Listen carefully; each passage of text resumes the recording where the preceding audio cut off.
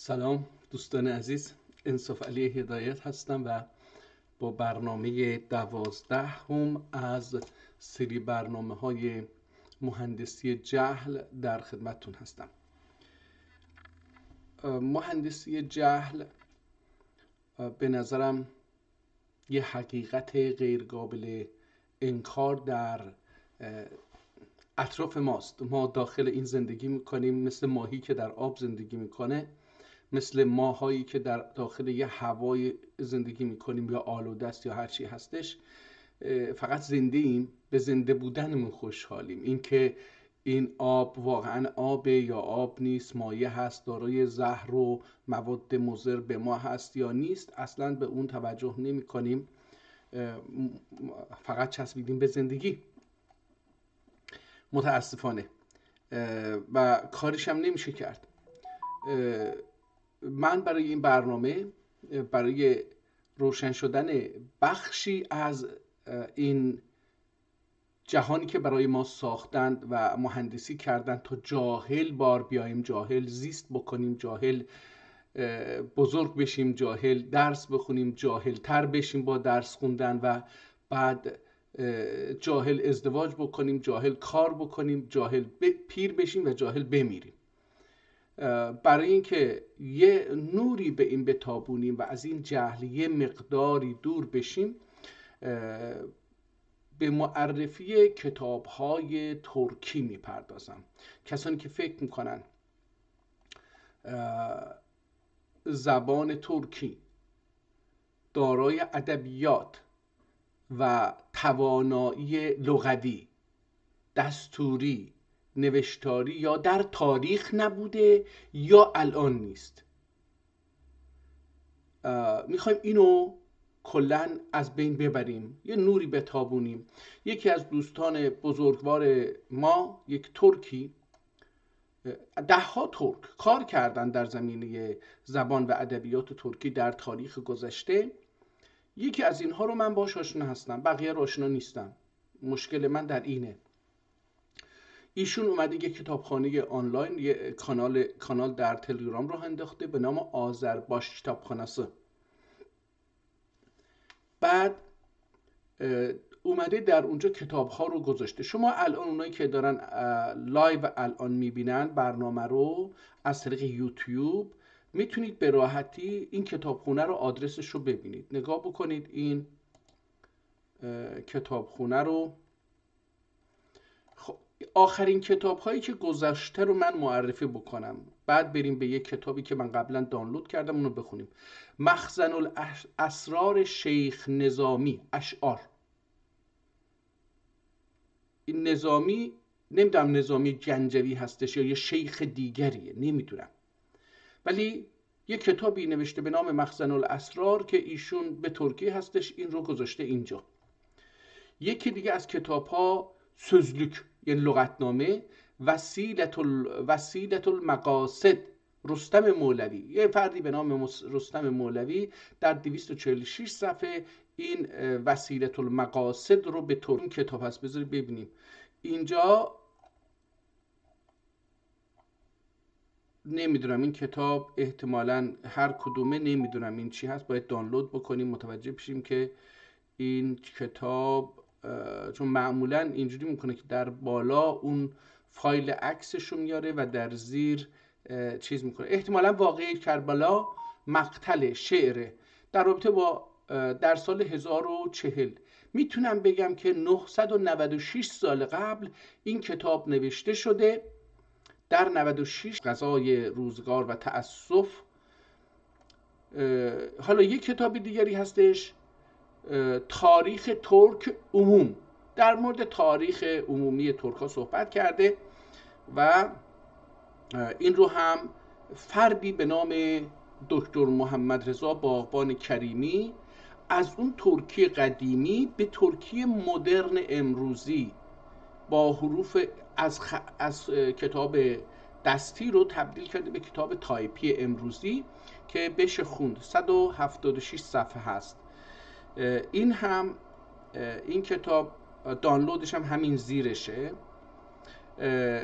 طب المنظوم، گیسونزاده، یه فردی به نام قیسونزاده یک طبی نوشته، یک کتابی در مورد طب نوشته در 158 صفحه، دستنویس این کتاب اینجا هست، میشه اون رو از همینجا دانلود کرد.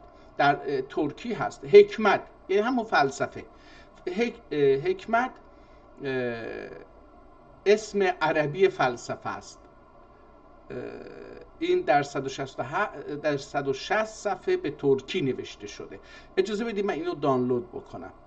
من الان اینو زدم که دانلود بشه، احتمالاً این رو در روزهای آینده بخونیم.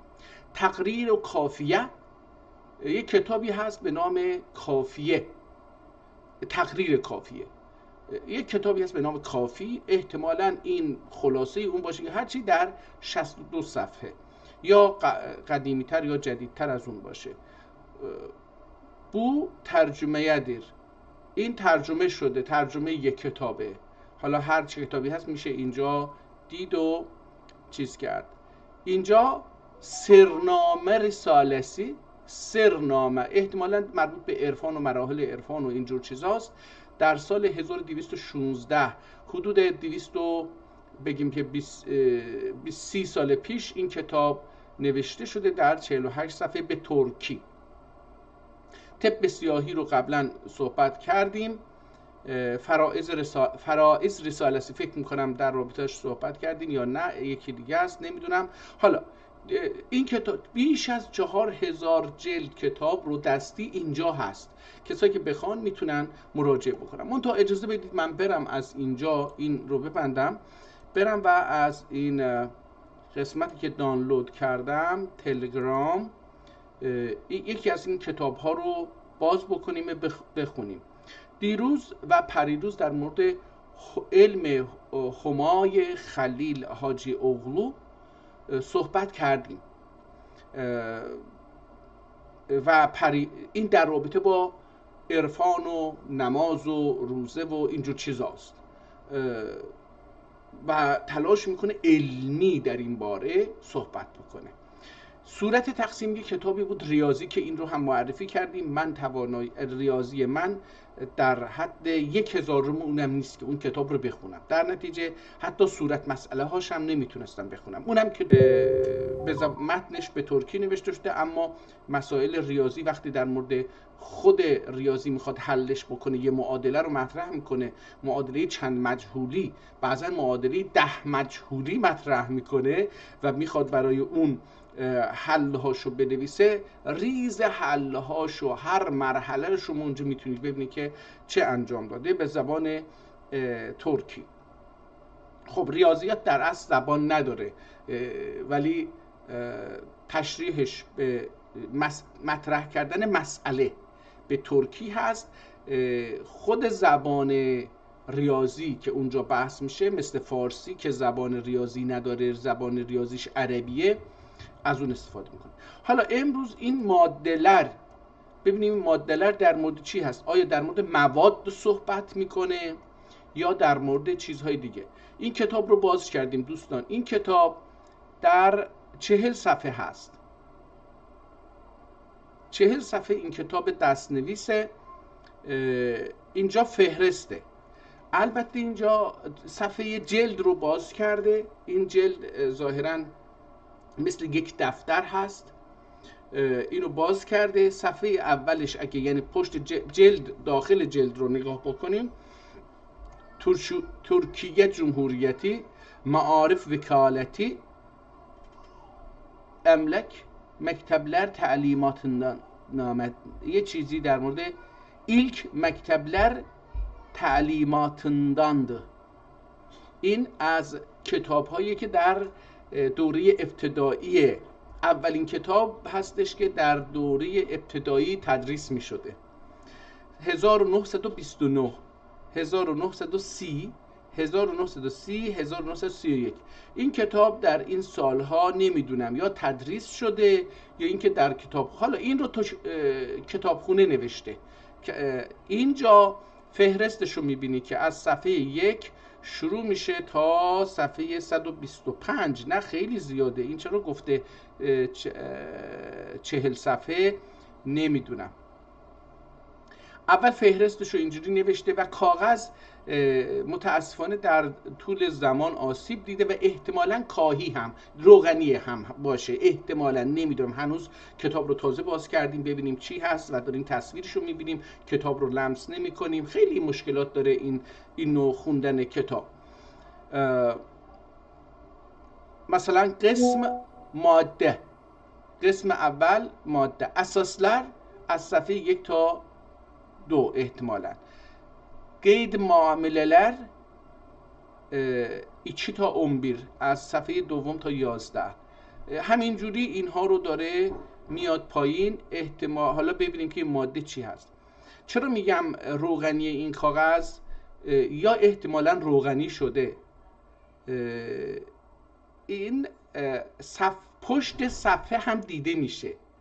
کاغذ یا روغنی به جوری شفاف هستش که اون چیزی که پشت صفحه بعد نوشته شده، این مثلا صفحه 1 نگاه بکنید، اینجا 1 رو زده، اگه اینجا رو نگاه بکنیم این پشتش صفحه 2 هست ولی دیده میشه. حالا این صفحه همون صفحه 2 رو اینجا میبینید که اینجا زده 2 و این قسم 1 اساسلر 1 اساسها 1. این دست نوشته هست. حالا فقط یه نگاهی به خود کتاب بیندازیم. احتمال میدم در اینجا گفته بود که 167 صفحه هست. حالا آخرش هم اینجا یه چیزی هستش که نمیدونم اونم جزو چیز هست یا نه، ولی وقتی در اینجا میایم میتونیم حالا این رو همینجوری یه ورق بزنیم ببینیم که چی هست. ما میدونیم اینجا 8 اینجا 9 مثلا این صفحه ها رو میبینیم. فقط من میخوام ببینم که چرا اون 40 صفحه شده. اونجا احتمالا این جلد اولشه مثلا. نگاه کنید از اینجا یه چیز جدیدی داره رخ میده. ایندکس داره، ایندکسی که الان هم به کاربرد داره. اینجا اومده ایندکس کرد. از صفحه 27 به بعد دیگه وارد ایندکس میشه و کتاب تموم میشه. 3 صفحه ایندکس داره یا 4 صفحه ایندکس داره و تموم میشه. اینجا گفته 20 صفحه، اینجا نوشته 27 صفحه، 29 صفحه، 30 صفحه و با جلد 31 صفحه. جلد رو حساب نمی کنیم، 31 صفحه.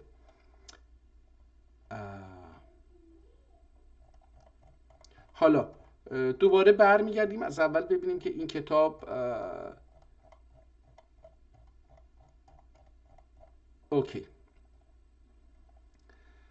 Bir, umumi ilk mektepler mecburi tahsil yaşında bulunan çocuklarda talim ve terbiye için devlet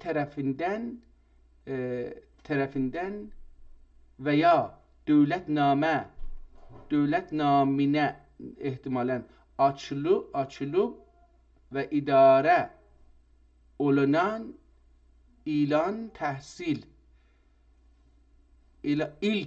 ilk تحصیل مؤسسه‌سیdir.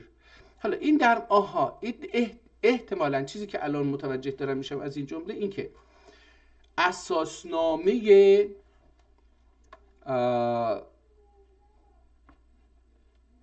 اساسنامه وزارت فرهنگ و معارف یا مدرسه هاست.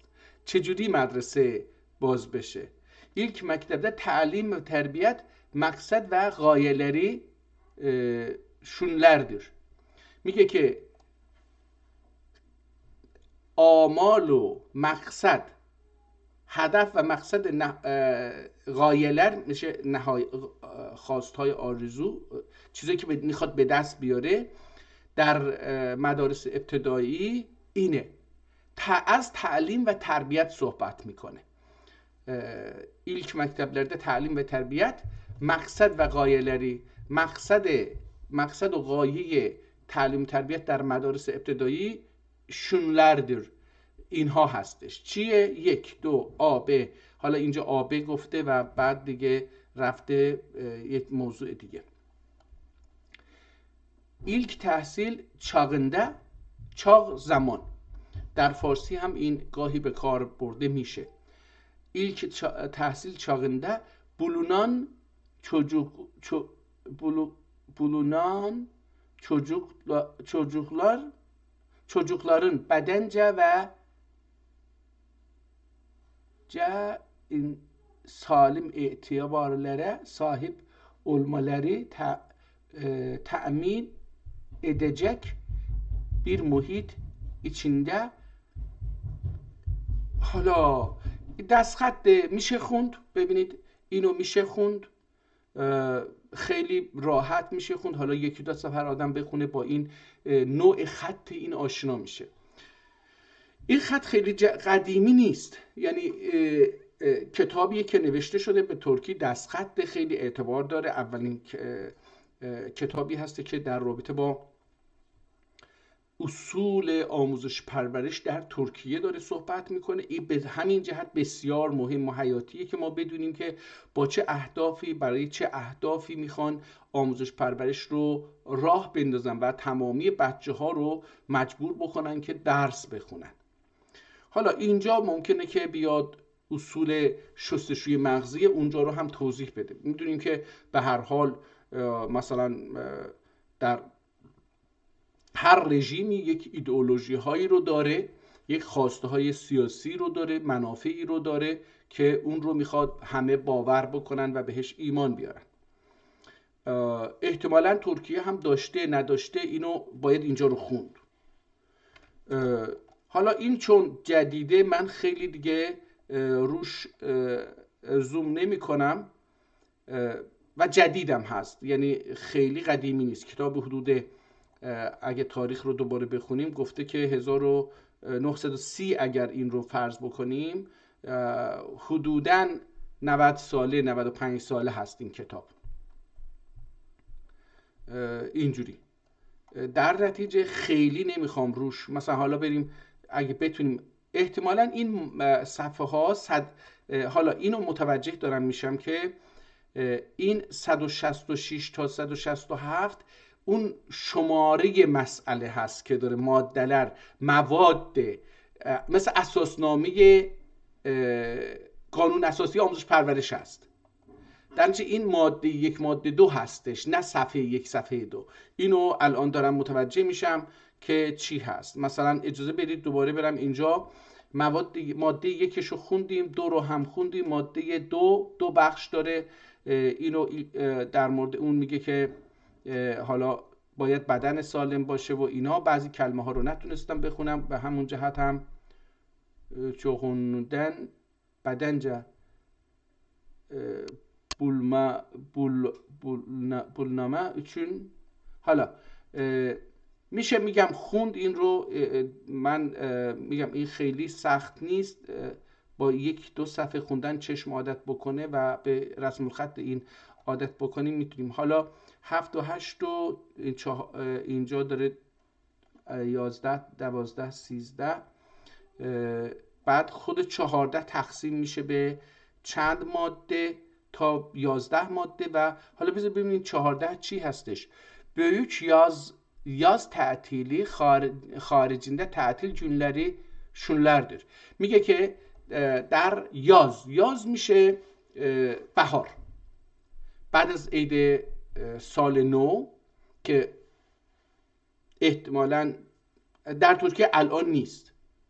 در ترکیه سال همین سال مسیحی هستش که در اروپا و آمریکا تعطیلی وجود نداره و عیدی هم نمیدن، برعکس ایران که عیدی میدن، برای اینکه ایران یک فرهنگی رو میخواد به شما تلقین بکنه، تزریق بکنه، برای انسانها رشوه میده که با اشتیاق بیشتری این فرهنگ، این دروغ، این جهل مهندس شده رو بپذیرن. حالا büyük yaz تعطیلی، تعطیلات اصلی در ترکیه اون مقطع تعطیلات بهار بوده، بعد از زمستان بوده. در خارج از این تعطیلات جونلری شونلار دارد. این تعطیل های در مدرسه هم میتونه باشه. این 11 تا تعطیل رو نامگذاری کرده. ها فتانگ تعطیل گونه. این حالا من اینو ها خوندم، احتمال نمیدم که ها باشه، این یه چیزی هست. فتانن تعطیل گونه.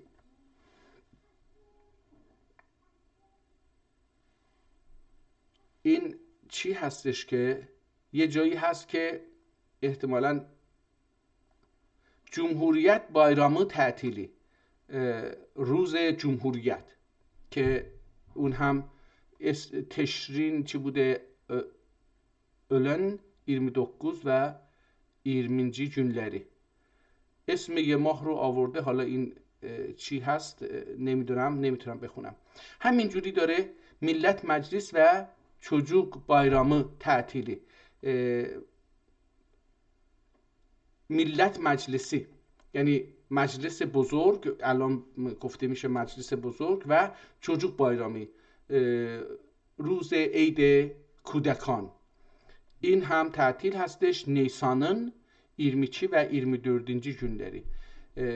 در نیسان، حالا اون بالایی رو نتونستم تشرین من گفتم ولی اون نمیشه تشریه. حالا اینجا نیسان میگه، اسم قدیمی ماهای ترکی رو اینجا آورده. 22 و 24 günler. حالا در اینجا و در بالا 29 و 20 هستش، در پایین هم 22 و 24، یعنی تا اینجا 4 روز تعطیلی چیز بوده. 22 تموز bayramı. تموز هم بازم اسم اگر اشتباه نکنم ترکی هستش که الان در افغانستان هم به همین شکل به کار برده میشه. büyük تعطیل تصادف اده. این به تعطیل اصلی هم میگه مصادف میشه. حالا همینجوری این آگوستوس، اینجا از آگوستوس صحبت میکنه. آگوستوس هم میشه، حالا بیا پیداش کنی، این انگلیسیش هم سپتامبر فکر میکنم یا نمیدونم. حالا بایرامı büyük تعطیلات تصادف eder. اینجوری گفته و دوباره رفته ماده 15. ماده 15 جمهوریت و ملت مجلسی، جمهوریت و ملت مجلسی bayramında ait تعطیلاتın birinci günleri talebenin mügerrerat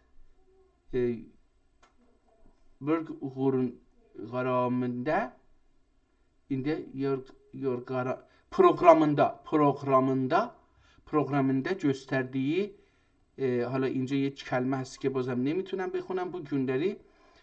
حالا این موادی رو گفته بوده. پس اون چیزی که من اونجا به نام صفحه خوندم و گفتم که چرا گفته 20 صفحه در حالی که 40 صفحه در حالی که این 100 خورده صفحه هست، الان متوجه میشیم که من اشتباه کردم.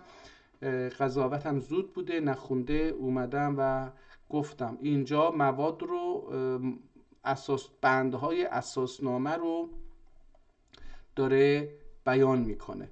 اینجا هم یه چیزی هستش در صفحه 16، صنف 1، صنف 2، صنف 3 و صنف 4 کلاس ها رو میگه. کلاس اول ابتدایی، دوم ابتدایی، سوم ابتدایی، چهارم ابتدایی. حالا اینجا چی میگه؟ میگه ترکچه. کتاب ها ترکی باید باشه. حیات bilgisi، در هم ترکی باید بخونن، زبان ترکی بچه ها. کتاب ها باید ترکی باشه، احتمالا مفهومش اینه. هم حیات bilgisi، یعنی اون در صنف ابتدایی معلوماتی در رابطه با زندگی. حساب هندسه، رسم الایشی، رسم نقاشی و الایشی کاردستی. این در ایران هم بود. ما وقتی بچه بودیم نقاشی و الایشی هم میگفتن و ما اینو انجام نمیدادیم، نرمالش فقط نقاشی میکشیم. اونم یه گل میکشیدیم، نه استاد میدونست میفهمید نه چیزی. ژیمناستیک یکی از اینها. ژیمناستیک ما ورزش داشتیم که قرار بود ورزش بکنیم. حالا تو حیات باید میرفتیم فوتبال بازی میکردیم. اگر معلم فوتبال بازی میکردن ما باید تماشا میکردیم. موسیقی، ببینید یکی از درساش موسیقی هستش. در همون 90 سال پیش، 95 سال پیش. کلاس دوم توچه، دوباره درسش به ترکی هستش. حیات bilgisi دوباره داره در مورد زندگی آموزش میده. حساب و هندسه، رسم الایشی، ژیمناستیک، موسیقی. در کلاس سوم هم Türkçe, hayat bilgisi, hesap هندسه، رسم العیشی، ژیمناستیک، موسیقی. در کلاس چهارم ببینیم چی میشه. در کلاس چهارم درس ها به ترکی هستش، تاریخ و جغرافیا و حساب و هندسه. طبیعت درسی. نگاه بکنید تاریخ و جغرافیا یه درسه، چون شما در ایران به ما تاریخ رو از جغرافیا تجزیه میکنن، در اینجا ما متوجه نمیشیم چی به چیه. اینجا گفتن آقا شما وقتی تاریخ رو داری میگید، تاریخ در داخل یه جغرافیا رخ میده، اون رو باید بگید. بعد حساب و هندسه بعد طبیعت. حالا این طبیعت درسته که اول در جغرافیا صحبت میکرد، ولی در مورد طبیعتش نمیدونم ممکن درباره کوه بودنش و دره و آب و رود و اینجور چیزا صحبت بکنه، اما این طبیعت یک مقدار عمیق‌تر میره و ممکنه که در مورد حیوانات و چیزهای دیگه صحبت بکنه. رسم العیشی دوباره نقاشی هست، ژیمناستیک هست، موسیقی هست. یورد بیلگیسی وطن، در رابطه با وطن. یورد به معنی وطن هستش، در ترکی هستش. وطن در زبان فارسی وجود نداره به نظرم. وطن یک کلمه عربی هستش که حتی الانش هم نمیتونم بخونم. من دیروز دیدم یکی داشت یه متن میخوند گفته بود توتن، توتن رو وطن کردن رو نوشته توتن میگفت. نمیتونم، برای اینکه برای فارس ها سرزمین نداشتن که وطن نداشتن که کلمه باشه. سرزمین اگر باشه که فکر میکنم کلمه جدیدی هست، سر زمین به این مفهوم درست شده، از سه کلمه سر و زمین درست شده باشه که فکر میکنم جدیده. این بعد از دوره رضا شاه گفته شده، ولی اگر جدید هم نباشه به معنی وطن نیست. وطن یه چیز خاصیه، حتی احکام داره در عربی، ولی در فارسی این وجود نداره. صنف 5، این ببینیم در پنجم چه چیزایی رو میخوندن. توجه، تاریخ، جغرافیا، حساب، هندسه، طبیعت، اشیا. مثلا بگیم که ساختهای بشری، مصنوعی، چیزی که در طبیعت ما ایجاد کردیم. اشیا. رسم و العیشی دوباره همونه، ژیمناستیک، موسیقی. یورد بیلگیسی دوباره در مورد وطن صحبت میکنه. حالا میره در ماده 66 یه چیزایی رو میگه، بعد میاد اون هم میگه توجه. حالا اون در مورد 5. صنف sökünde یا صنفinde ilk تحصیل biteye امتحانی. حالا امتحان ازش میگیرن. امتحانش در مورد چیا خواهد بود؟ ببینید ظاهرا کاری که در کانادا و آمریکا الان میکنن یا بعضی کشورهای اروپایی خبر ندارم، اینه که بچه ها رو تحت استرس مشق نوشتن شبانه و نمیدونم امتحان سلس اول، سلس دوم و سلس سوم قرار نمیدن. بعد فقط در کلاس 5 میاد یه امتحانی میگیره از شما که توجه. این امتحان یکی در مورد خود زبان ترکی است. آیا میتونه بخونه؟ قرائت. املا. آیا میتونه بنویسه؟ تحریر. املا چرا نمیدونم تحریر رو هم نوشته، احتمالاً تحریر به معنی خوشنویسی باشه، نمیدونم. گرامر یعنی دستور زبان ترکی. انشا. ببین اینجا املا، تحریر و انشا 3 کلمه است که من تفاوتشون رو، چون در زبان فارسی اینها رو به یک معنی گرفتیم، نمیدونم در ترکی اینجا به چه معنی برده، برای اینکه اینها جداگانه اومده، هر کدوم یه حرفی داره. املا یکی میگه به شما مینویسید. تحریر شما یه متنی رو فکر میکنم که خوشخط مینویسید. انشا فکر میکنم مقاله نویسی باید باشه، فکر میکنم. یعنی یه موضوع به شما میدن، مثل انشایی که ما در اونجا مینوشتیم، یه موضوع رو میدن و شما در مورد اون یه مقاله مینویسید. تاریخ، حالا امتحان در مورد تاریخ خواهد بود. تاریخی، جغرافیا، یورد بیلگیسی. در مورد وطن هم اطلاعاتی که در مورد وطن دارن در مورد سوال میپرسن. بعد طبیعت، اشیا درسلری. در مورد طبیعت و اشیا درسلری هم امتحان میگیرن، حساب، هندسه هم امتحان میگیرن، رسم، علیشی هم امتحان میگیرن. یعنی میره اونجا مثلا یه کار دستی رو اونجا میسازه، مثلا ژیمناستیک رو هم امتحان میگیرن، موسیقی رو هم امتحان میگیرن. Hala bunların ilk 4 dersin imtihanı şefahi öyle اول این 1 2 3 4 این 4 ماده بالایی رو میگه شفاهی، اولر و اجرا ediler. اینها حالا معلم میگه اینا مینویسه، تحریرش و اینا رو دیگه نمیدونم. Türkçe için ayrıca ve tahrir imtihanı da yayılır. و Türkçe حالا این در مورد اینکه حالا شفاهی خواهد بود و کتبی خواهد بود اینا توضیح میده. حالا در ماده 69 داره یه چیزهایی رو این آیه نوت عددچه قیمتی. حالا در مورد داره یه چیزهایی که نوت این حالا این چی هست نمیدونم، عددچه قیمتی 5-4 نوت Urfa zayıf. عدد قیمتی 2-3. اینجا احتمالاً دارن نمیدونم در مورد چی داره توضیحاتی رو میده. اینجوری این کتاب دیگه خیلی به مواد درسی و سیاست‌های آموزشی چیز ایش ربط داره. قلم işleri اینجا هم در مورد اون داره توضیحاتی میده.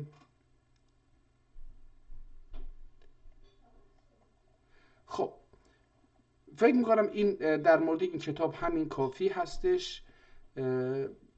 به نظر میاد، بازم گفتم این روی کتاب روغنی نوشته شده که خیلی نازک باشه و برای همین هم اون پشت صفحه هم دیده میشه. این کتاب رو اینجا ببندیم، خیلی قدیمی نیست، اما بریم ببینیم Türk خطین مزایاsı. ببینیم که ترک خطین مزایاsı ne منه چی هستش. فی مزایای خط الحسن لنفس زاده، نفس زاده. فی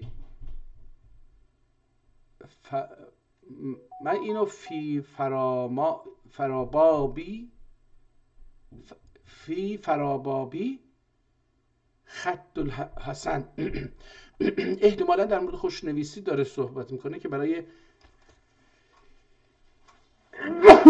الهی şükür olsun. حالا اینجا من این جلد کتاب هست، بازم به 2 صفحه اینجوری باز شده. این جلد سمت راستی پشت جلد هست، جلد اول طرف سمت راست و این صفحه اولین برگ صفحه است که هستش فیل خط و فلان. این اینجا اشیر، حالا این چی هست نمیدونم، نتونستم بخونم. جالبه که در اینجا وقتی اومده بالای این مهر یه هادا مما وقف و سمت الی کسب حضرت الوالد، نمیدونم من کسب خوندم ولی اینجوری علیه الرحمه به شروطن نقطه نگذاشته، مثل اون مثلا هازا مما وقفتو و صممتو الى کسب حضرت الوالد الى کتبه اولابلر الى کتب حضرت الوالد علیه الرحمه به شروطن، نقطه نگذاشته. جالب اینجاست، اینجا هم مهرشو گذاشته. اجازه بدید میتونیم این از روی مهر یه چیزی بخونیم که بهتر از این باشه. الفقیر فقیر الی الله القادر مصطفى قادر مصطفى ل العاصر ابن مصطفى. نه کامل نمیتونم بخونم، میشه خوند، این قابل خوندن هست دوستان، این کتاب قابل خوندن هست. ولی اینجا حالا صفحه بعد عکس کتاب افتاده اینجا هم این بسم الله الرحمن الرحیم افتاده روی اینجا. این کتاب امیدوارم در صفحات بعد این نیفته، این عکس کتاب افتاده رو هم دیگه، امیدوارم در صفحات بعد این اتفاق نیفته. بسم الله الرحمن الرحیم. بذار ببینیم این مثل این که اولش با فارسی و اینا شروع میشه، ببینیم که این ترکی هست یا نه. حمد و سپاس جمیع ناس و شکر خاص بیقیاس، اول صانع عبرت نمون، نون و القلم و ما یسترون. اولسون که ترکی شد. کتاب از این لحظه ترکی داره میشه. کلون توبان حالی، نونون شایدم کلن توبان حالی و سرو مثالی، برخلاف ساطر اشجار و ازهار. ملا ملابس اوراق بیضا، ملابس اوراق بیضا و شکوفه سودا یا سودا و مسمر کلمات اولیا قلوب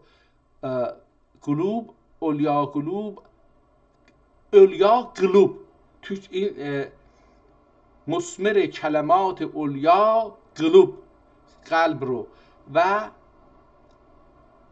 رسم اشکین تحریر چون واله و حیران و عاشق سرگردان دب. اشک چشمین گرگان. واو، این خیلی حرف خیلی زیبایی. این گرگان، ما میگیم خون، از فارسی یاد گرفتیم که مثلا اشک خون میریزم یا یه چیزی، ولی اینجا گفته که گرگان، خون سیاه. این یعنی چی؟ یعنی که این ببک، این مردمک چشم ما ازش خون قرمز نمیاد، سیاه میاد. این جالبه. من اینو برای اولین بار تو ادبیات دیدم که یه چنین ترکیب زیبایی رو ساخته. اشک چشمین گرگان و دو زبان، احتمالا ورد و زبانن تسبیحان و دو زبانن تسبیحان ایلدی. این قرمز هایی که میبینید دوستان در حکم، حالا عین ویرگول هم نوشته، عین ویرگول یعنی اون چیزی که اینجوری میکنیم عین اون هم نوشته. این همون ویرگوله در اصل که امروزه به کار برده میشه. و ودو زبانون تسبیحان ایلدی و فهوای فانه من مفاتیح رزق واسطه انتقال و رابطه احوال قلوب. القلم احلى لسان احلا و القلم احلى اللسان فهواسنده ترجمان دارن دل اوامر دی. حالا بعضیاشو نمیتونم بخونم، گفتم که به خاطر اینکه من متاسفانه این کتاب معلومه که اندازش کوچیکه، یعنی عرض و طولش کوچیکه، کلمات رو میشه درش حساب کرد. بذارید یه چند صفحه بریم پایینتر ببینیم که کتاب عوض شد املاش. از همون صفحه 2 به صفحه 4 که میرسیم نگاه بکنید، اینجا عوض شد نوع قلم. رسول الملك المنان صاحب العدل والاحسان، از سلطان ابن سلطان غازی، از سلطان مراد خان ابن سلطان احمد خان عمره الله امره الله و نصره الله تعالی و جعل آمد بقائه آمر بقائه ابدا و آتاه من الملک ما کم یعته احدا آمین. این در مورد احتمالاً بذارید ببینم اینجا از یه جایزه الله خب بذار ببینیم از اینجا کجا این کتاب در زمان و بعد ذکر جمیل پادشاه علل خصوص چاکر چار یارگزین خلفاء راشدین بلون هر بری دخی مقتدای ائمه مجتهدین دین مبین در رضوان الله تعالی علیهم اجمعین و بعد ذکر جمیل پادشاه ظل الله خورشید آسمان معرفت مهر سپهر سریر سلطنت سواد دیده دودمان آل عثمان در دوره عثمانی نوشته شده در تاج شاهان جهان پادشاه زمان خلیفه حضرت رسول الملک المنان صاحب العدل و الاحسان از سلطان ابن سلطان سلطان فرزند سلطان غازی جنگجو غازی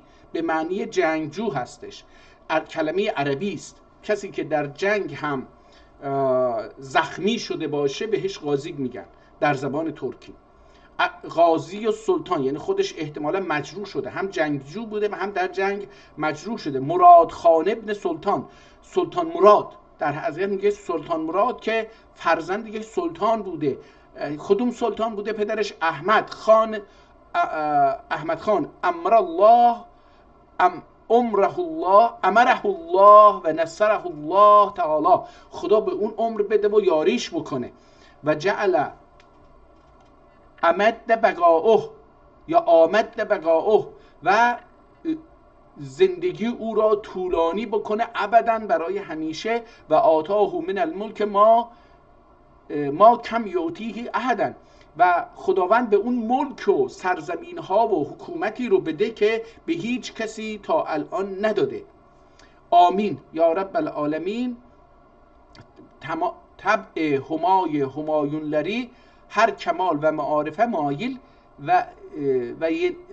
و نت معارفه عارفه نائل علوب. حالا در مورد شاه صحبت میکنه که طبع ایشون ذوق ایشون چجور بوده و از این حرفا.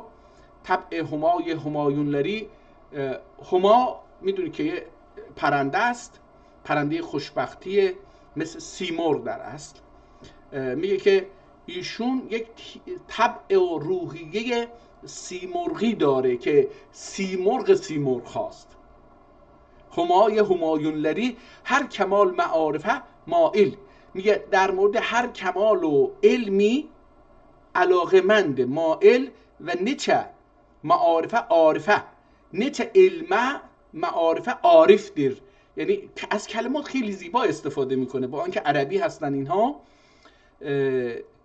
معارفه عارفه به چند تا علم عارف آگاه نائل علوم یعنی به شناخت اون علوم نایل شده رسیده سرعت فهم فراست و قوه دقت خلافتی له زمان گلیلیده غلبه هنر و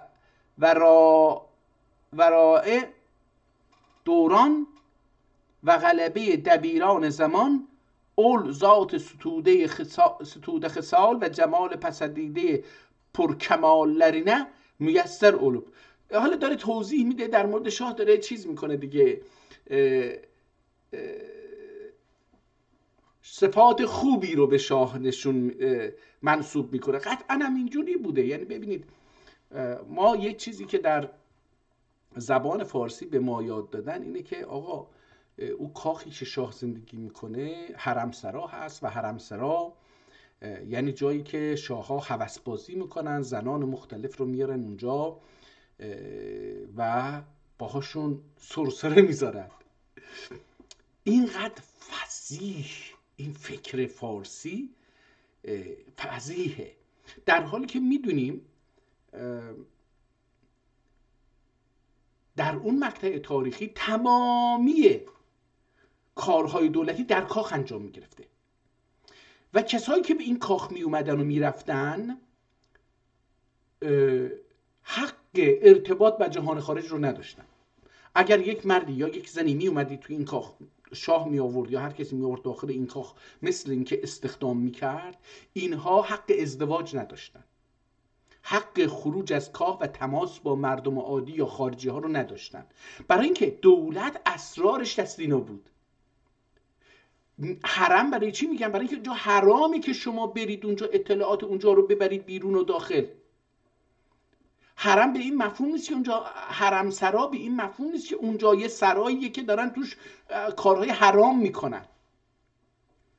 حرم سرا به معنی اینه که اینجا یه حرمیه مثل ناموس شاهه که باید حفظ بشه. حرم به این مفهومه. تمامی اطلاعاتی که در گوشه و کنار اون مملکت هایی که اداره میکنه میاد اینجا دسته‌بندی میشه، بررسی میشه توسط همین افراد، همین دخترها و زنها. اینها جاسوسان تربیت میکنن، اینا مأموران تربیت میکنن، اینا استاندار تربیت میکنن، فرماندار تربیت میکنن. اینها رو در مورد افراد و ملت‌ها تحقیقات علمی و اجتماعی انجام میدن تا ببینن که چطوری باید رفتار بکنن. در نتیجه این افراد چه دختر باشن چه زن باشن حق ازدواج ندارن که بتونن یه رابطه فیزیک، حتی حق دیدن خانواده هاشون رو ندارن. ممکن وزیر میشه. دیدیم تو اون حتی سریال سلطان سلیمان دیدیم که اون پسره که اومده وزیرش شده و بعد دامادش میشه، خواهرش رو میده به اون و آخرش هم میکشتش سلطان سلیمان. اون پسره مثلا وقتی دیگه وزیر جنگ، وزیر اصلی هستش، صدرالاعظمه، میره برادرش رو میبینه و بعد داستانش، حالا اونجا داستانهای دیگری رو میبینیم. دوستان اینجا اون شاه باید آموزش میدید. از همون روزی که این به دنیا میومد، اون کاخ و اون کل اون سیستم سیاسی، حقوقی، اداری که وجود داشت، این بچه رو از همون روز اول این شاه خواهد شد. ممکن بود 10 تا پسر داشته باشه یه شاه، اما همه اونها بالقوه یک شاه تصور می شدن و برای اداره اون مملکت در آینده آماده می شدن.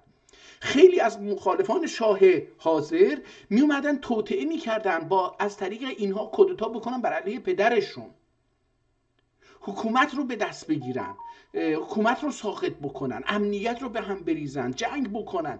خیلی اینها اتفاق می افتاد. شما فکر بکنید که بگید آقا پسر شاه سیاسی نبوده.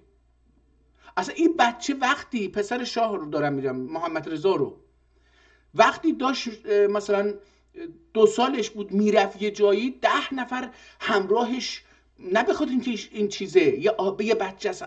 چرا بچه شما و ما که میریم مثلا کوچه کسی همراهمون نمیاد مثلا یا نمیومد، ولی الان مثلا این چرا برای اینکه میگفتن آقا این 10 تا بچه داره، 4 تا بچه داره، این یه روزی یکی اگرم بمیره اون یکی شاه میشه. ما اینها رو برای اداره این مملکت باید آماده بکنیم. در نتیجه اون آدم‌های 40-50 ساله‌ای که همراه این بچه بودند با همون احترامی که به شاه می‌کردن نشون میدادن، به این بچه هم نشون میدادن تا این بچه اعتماد به نفس داشته باشه. این بچه فرمان میداد، اونها اجرا میکردن، خم میشدن، دستشون میبوسیدن، در این حال که بهش آموزش میدادن، حکم مربیشو داشتن. خب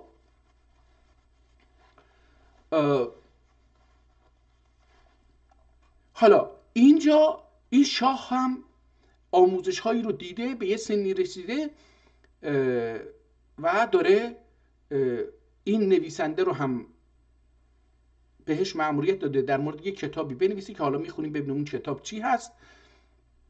این کتاب البته از طریق همین متن میشه فهمید که در دوران سلطان مراد نوشته شده. میتونیم حالا سلطان مراد اول بوده، دوم بوده، اینو مثلا به دست بیاریم. بعد در 156 صفحه موضوعش هم همین الان میتونیم پیدا بکنیم که چی هست.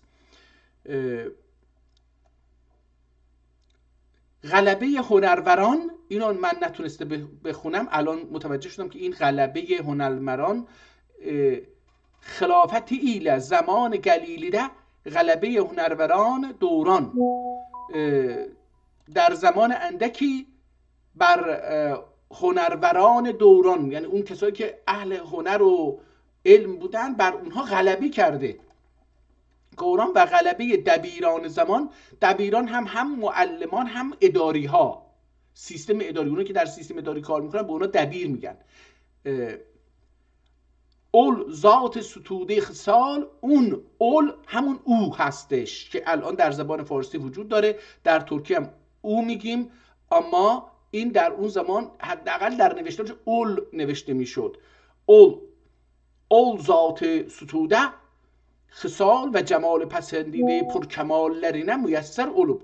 میگه برای اون ذات ستوده خصال خصلت ها و خصوصی و ویژگی هایی داره که ارزشمند ستوده هست و جمال پسندیده پرکمال لرینه، و برای اون سیرت و صورتش در حقیقت اگه به فارسی بگیم که سیرت صورت پسندیده پرکمال لرینه، کمال های زیادی که داره، میسر علوب علل خصوص خطوط کاملت الاکناف و رگوم شاملت الاصناف لریندن، خط تقلیدت جریان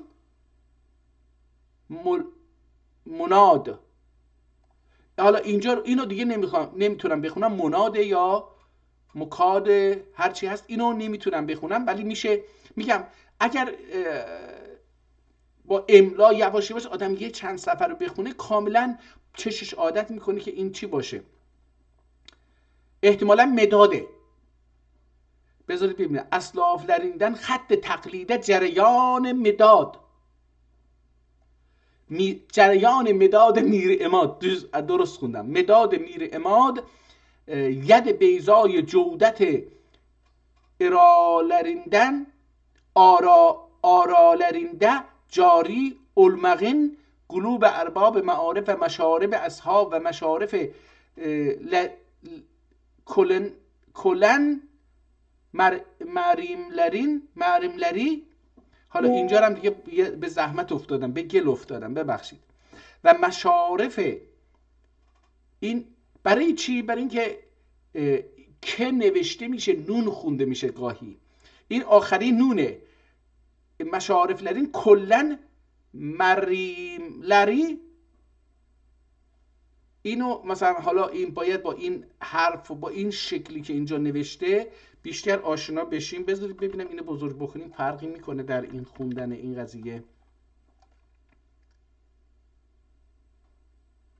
و عیسی دملری سببی ایل احیا علوب، اشاره به اصحاب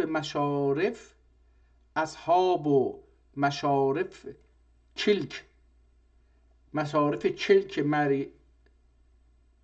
میملری نه نمیتونم بخونم اینو. و عیسی دملری سببی ایل احیا علوب. حالا این یه چیزی که این با مری با عیسی دملری باید یک کلون، نمیدونم اینو نتونستم بخونم، سوادم نمیرسه این خط رو اینجا بخونم.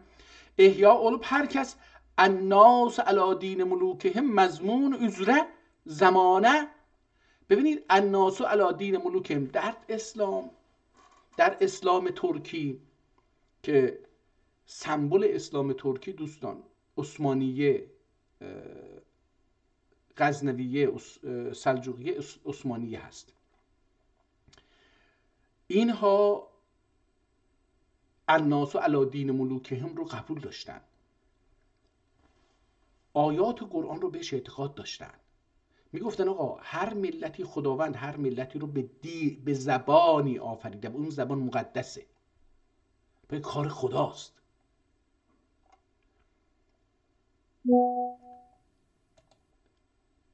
من برای برنامه دیروز یه مقدمه کوتاه نوشتم دیروز، در اونجا خواستم بگم که آقا زبان تنها وسیله ارتباط نیست. حالا که وسیله ارتباط نیست، وسیله تشخص انسان از حیوانه. حالا آیا تشخص انسان از انسان هم هست، جامعه از جامعه هم هست، ملت از ملت هم هست؟ به نظر من هست. و اونجا حالا اومدم گفتم که آقا زبان تنها زبان تاریخه، زبان احساساته. یعنی هر کلمه‌ای که شما به زبان میارید و صحبت میکنید این رابطه نیست، این یه تاریخه. کسی که اینو نمیفهمه تنها اون لغت رو نمیفهمه. علتش اینه که اون تاریخش هم نمیفهمه.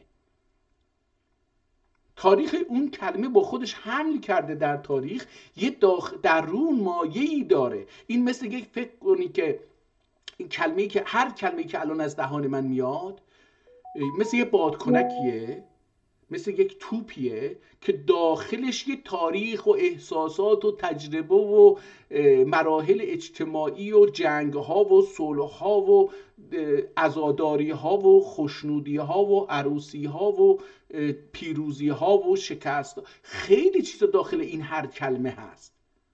شما همین کتابی که الان من دارم میخونم هر کدوم از کلمه مثلا میسر اولوبدو، میسر خودش که کلمه عربی، از همینجا میفهمی که این ترکی نیست. بعد میره هی داخلش میبینی که این یه پشتوانه تاریخی داره، احساسی داره. حالا در عثمانیه به دین و زبان و مدیریت ملت ها کاری نداشتن، خودشون اون انجام میدن. اینجا اونو میگه هر کس الناسو علی دین ملوکهم، ملت. چرا در ایران رشوت زیاده، دزدی زیاده؟ برای اینکه اون رهبری که اون بالا نشسته و اون ملوک میگه، نمیگه ملکشون. ملک هیچ شاهه، ملوک یعنی مدیران. اون مدیران ارشدی که اون بالا نشستن در از بالا رهبره، بعد رئیس جمهوره، بعد حالا رهبر که خودش یک سیستمی داره در ایران. کل اون سیستم هایی که از رئیس جمهور قدرتمندترن در اون سیستم کار میکنن، یک کارمند معمولی دفتر رهبری یه تلفن رو بر میداره. دیدی که این آقای پزشکیان داشت یه ترکی صحبت میکرد، یه شعر ترکی میخوند، یکی یه دانگلداغی پاشد اومد یه کاغذ گذاشت جلوش، رفت رئیس جمهور تسلیم شد. اینها اون مراکزی هستن که قدرتشون از رئیس جمهور بیشتره. حتی اون اون دارگشایرد قدرت اون به این میچربه که رئیس جمهور حرفشو گوش بکنه. پس اون کسی که در نهادهای فرادستی رئیس جمهوره، اونها اگر خراب نباشن پایین دستی ها خراب نمیشن. اگر رئیس جمهور و وزرا و نمایندگان مجلس و دادگاه ها و استانداران و فرمانداران و بخشداران و مدیران کل و اینا هر کدوم اینها خراب نباشه، زیر دستی ها خراب نمیشن. هر کدوم وقتی ملت ببینن که اوکی آقا این رئیس اداره، مدیر کل یا معاوناش یا مشاوراش در عرض یک سال از هیچ چی به همه چی رسیدن. فرض بکنید شهرداری، مثلا ما تو تبریز شهرداری میرفتیم، در تهران مثلا وزارتخونه های مختلف میرفتیم، یهو میبینیم یه آدمی، مثلا من یادمه یه بار ما رو بردن برای بازدید از متروی تهران که اون زمان هاشمی رفسنجانی، دوره هاشمی رفسنجانی بعدش داشتن پسرش اینه اداره میکردن. رفتیم مثلا یه جایی دیدیم که سقف مترو فرو ریخته. من اومدم یه چیزی نوشتم، یه پسری که تو اون روزنامه‌ای که من کار میکردم منو یه پسری معرفی کرده بود که برم بازدید و برادر اون رئیس یه بخشی از همین قضیه بود، یعنی مترو. وقتی اومدم به قضیه گفتم آقا من میخوام اینو منتشر بکنم، با اون زمان که حقوق من 35,000 تومان بود در ماه، در روزنامه سلام 35,000 تومان میگرفتم. در یه مجله دیگه هم که کار میکردم، اون مجله یه سردبیر براش گذاشته بودن که این پسره بود، حالا از اسمش بگذاریم، برادرش در اون مترو مسئولیت بسیار مهمی داشت که حالا ایشون به برادرش گفته بود من هم از طریق اون دیگه رفتم داخل این خبرنگاران و رفتم از اون مترو بازدید بکنم و دیدم که این سقف در یه جایی فرو ریخته. اومدم به برادرشم گفتم که میخوام در روزنامه سلام یه چیز رو چاپ بکنم. گفت آقا 5 میلیون تومان میدیم، ننویس، هیچی ننویس. من رفتم به روزنامه سلام گفتم آقا یه چیزی هست. گفتن آقا تو چرا اینجوری هستی؟ نمیگفتی این 5 میلیون میگرفتی یه چیزی مینویسی. اون زمان 5 میلیون 2 تا خونه بود در تهران پارس. من یه خونه کوچیک خریده بودم 2 میلیون، یه خونه 50 متری بود مثلا 2 میلیون. شما فکر بکنید که با 5 میلیون میشد مثلا یه خونه 100 متری خوب خرید مثلا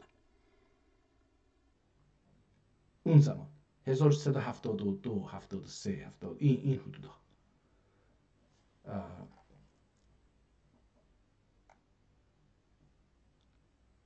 میخوام بگم که حالا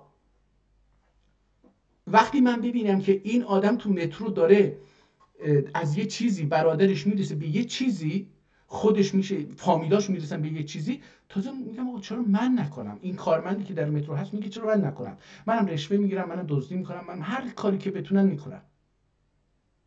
برای اینکه الناس علی دین ملوکهم، برای اینکه انسان ها به همون رفتار و همون دینی رو دارن که اون مسئول بالا دستی داره.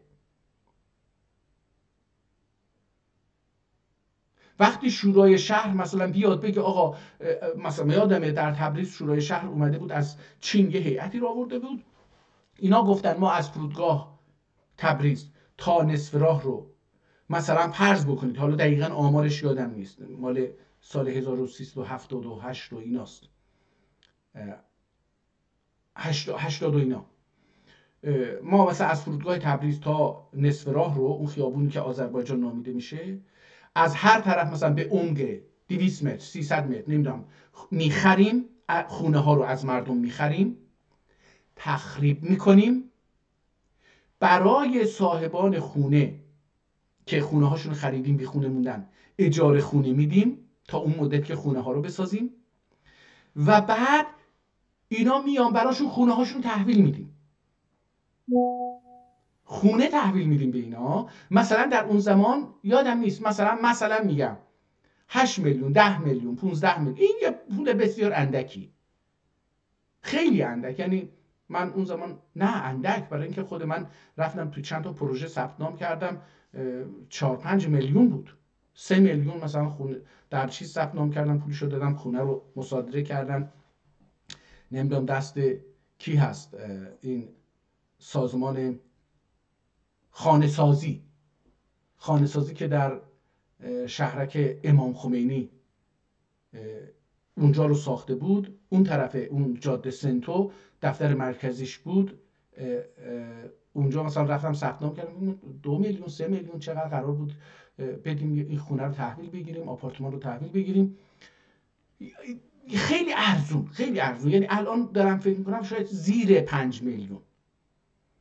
و میگفت آقا من خیابون میکشم، پارک درست میکنم، مدرسه درست میکنم، بیمارستان درست میکنم، مسجد درست میکنم، کامیونیتی سنتر درست میکنم، و یعنی میدان ورزشی، اینا همه چی داشته باشه، اینها رو مفت میدم، و بعد خونه های دیگری هم که ساختم اینا میفروشم، منفعت خودم. شورای شهر تبریز گفت آقا مگه ما خودمون دستمون کجه، خونه رو این زمین رو خودمون مثلا شروع میکنیم به ساختن، خودمون میسازیم، مثلا میفروشیم 50 میلیون، و خونه رو رفتن گرون کردن. الان من دیروز پریروز داشتم میدیدم بعضا متری 20 میلیون تومان، 30 میلیون تومان، 80 میلیون تومان خونه متری، بعضا 120 میلیون تومان تو جاهایی از تبریز دارم میبینم خونه متری 120 میلیون تومان. چرا؟ برای اینکه اون آدمی که اونجا نشسته فاسده و منافع ملت رو در نظر نمیگیره، غارت میکنه. حالا اون کارمندان غارت میکنن، و این قیمتی که شما در خونه میبینید، اینو اگه دست چینیا بدیم، تبریز رو در عرض 2 سال تبدیل میکنن به یه شهر مدرن. اون حاشیه نشینی که احتمالش هستش حداقل 1 میلیون آدم اونجا بمیره وقتی زلزله بیاد در تبریز، اونها رو جا میدن تو خونه های شیک و تمیز، مثلا با چند میلیون تومان، به جای اینکه هر کدوم برن 1 میلیارد 2 میلیارد 3 میلیارد 5 میلیارد بدن یه خونه بخرن که واقعا مغزم سوت میکشه. آقا خونه های اونجا به قیمت خونه های کانادا هست تقریبا، درآمدش نمیدونم چند صد درصد پایینه. این چرا؟ برای اینکه الناس علی دین ملوکهم. اگر مدیران اجتماعی دینشون غارت و دزدی و چپاول و اختلاس و فحشا و فساد و تجاوز به ناموس دیگران و اینا باشه، مردم هم در پایین همین کارو میکنن. یادم یه مولایی بود میگفت که آیت الله ملکوتی اومد تو مسجد سیگار کشید، تو مسجد امام. اون زمان ما طلبه بودیم. یه ملایی بود از مشهد اومده بود، اونی که در این گوهرشاد اینا نقش داشته و اینا، میگفتن اون ملا هست. با پای برهنه میومد میرفت. فرزنداش هم خیلی پولدار بودن، با بنز آخرین سیستم پشتش یواش یواش راه میرفتن، اینم جلو با پای چیز برهنه، با یه عمامی که بودن 1.5 متر طولش بود که یه دور اینجا میزد، بعد اینو اینجوری میبست مثل هندوها. مثلا این مولا خیلی هم خیلی لاغر مردنی. این وقتی دید که تو منبر داشت صحبت میکرد، مسلم ملکوتی خدا بیامرز، که آدم نمیدونه بگه خدا بیامرز، خدا، حالا بگیم خدا بیامرز، داشت سیگار میکشید. یهو بعدش مسلم، اگر تو سیگار بکشی مردم شراب میخورن، عرق میخورن، مست میکنن. و یه حدیث خون، گفتش که چی؟ بذار ببینم میتونم حدیث رو بگم. مفهومش اینه که حسنات العلماء چیه؟ ناس. حالا یادم نمیاد، یعنی کارهای زیبا و خوب علما تبدیل میشه به کار بد مردم. شما اگه گفت سیگار میکشی، مردم مواد مخدر میکشن، مردم گناههای دیگری رو انجام میدن. اینو حالا اینجا نمیدونم از کجا اومدیم به اینجا، به جای اینکه کتاب بخونیم رفتیم کار سیاست و از این حرفا. مضمون üzre zaman şerif saadet enjamlarında ve eyyam izzet devamlarında fazilet afruz ve marifet umur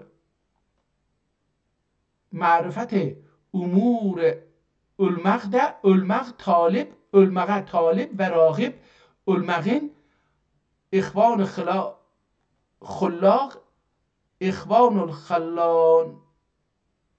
اینجا یه 3 تا نقطه هم زیرش گذاشته، متوجه نمیخوام بشم. اخوان الخلاق پر از آن ملکی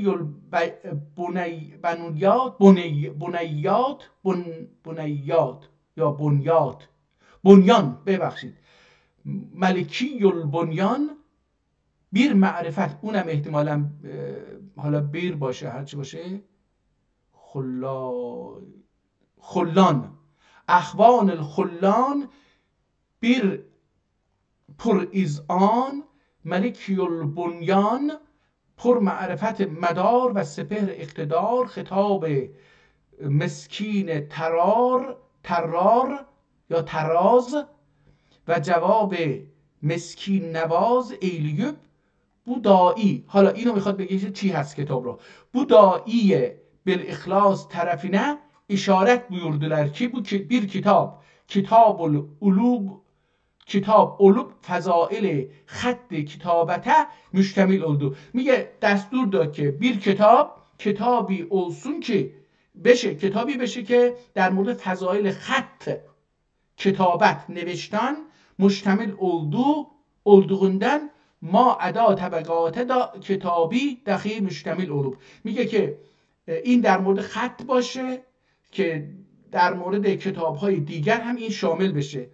آنده کتاب اسلاف علا اصنافن افعال اعمالleri و اطوار اعمالleri مذکور اولیدی، که در اون کتاب اسلاف گذشتگان و اصناف کارهای اونها و رفتارشون، اطوار، اعمار هم عمرها، اعمارلری مذکور اولیدی در اون کتاب بیاد. دیون جن bu افکر الورا و از الفقرا بو افکر الورا. حالا این چی از خودش هم زیرش خط کشیده، احتمالاً یه مشکلی داشته. همونطور که ببینید در جایی که این پسندیده پرکماله زیرش خط کشیده، احتمالاً اونجا هم یه مشکلی داشته که مثلا تغییرش بده. حالا هرچی اینجا هم اشارت بویردولر، من اینجا رو نیستم بخونم ولی خودش زیرش یک چیز کشیده و اینجا هم دوباره اینو اصل الفقرا تراب اقدام ینبوع شرفا الشرفا کاتب ابراهیم الحسنی الحسینی القریشی المقری مشتهر به نفس زاده. حالا اسم این کتاب چیه؟ میگه که آقا فرمان داد کاتب ابراهیم الحسنی الحسینی القریشی المقری المشتهر به نفس زاده، مشهور به نفس زاده، به این آدم دستور داد که بیا آقا این کتاب رو بنویس در مورد خط. حالا این کتاب خوندنش، حالا دیگه ادامه ندیم، اینو اجازه بدید متوجه شدیم که موضوعش چیه، زمانش چیه و اینا. این کتاب زیباییش به اینه که دوستان نزدیک 1 ساعته داریم صحبت میکنیم. این کتاب احتمالاً 1-2 صفحه اگه بریم اونورتر احتمالاً بو فصل بر دوحه شامخه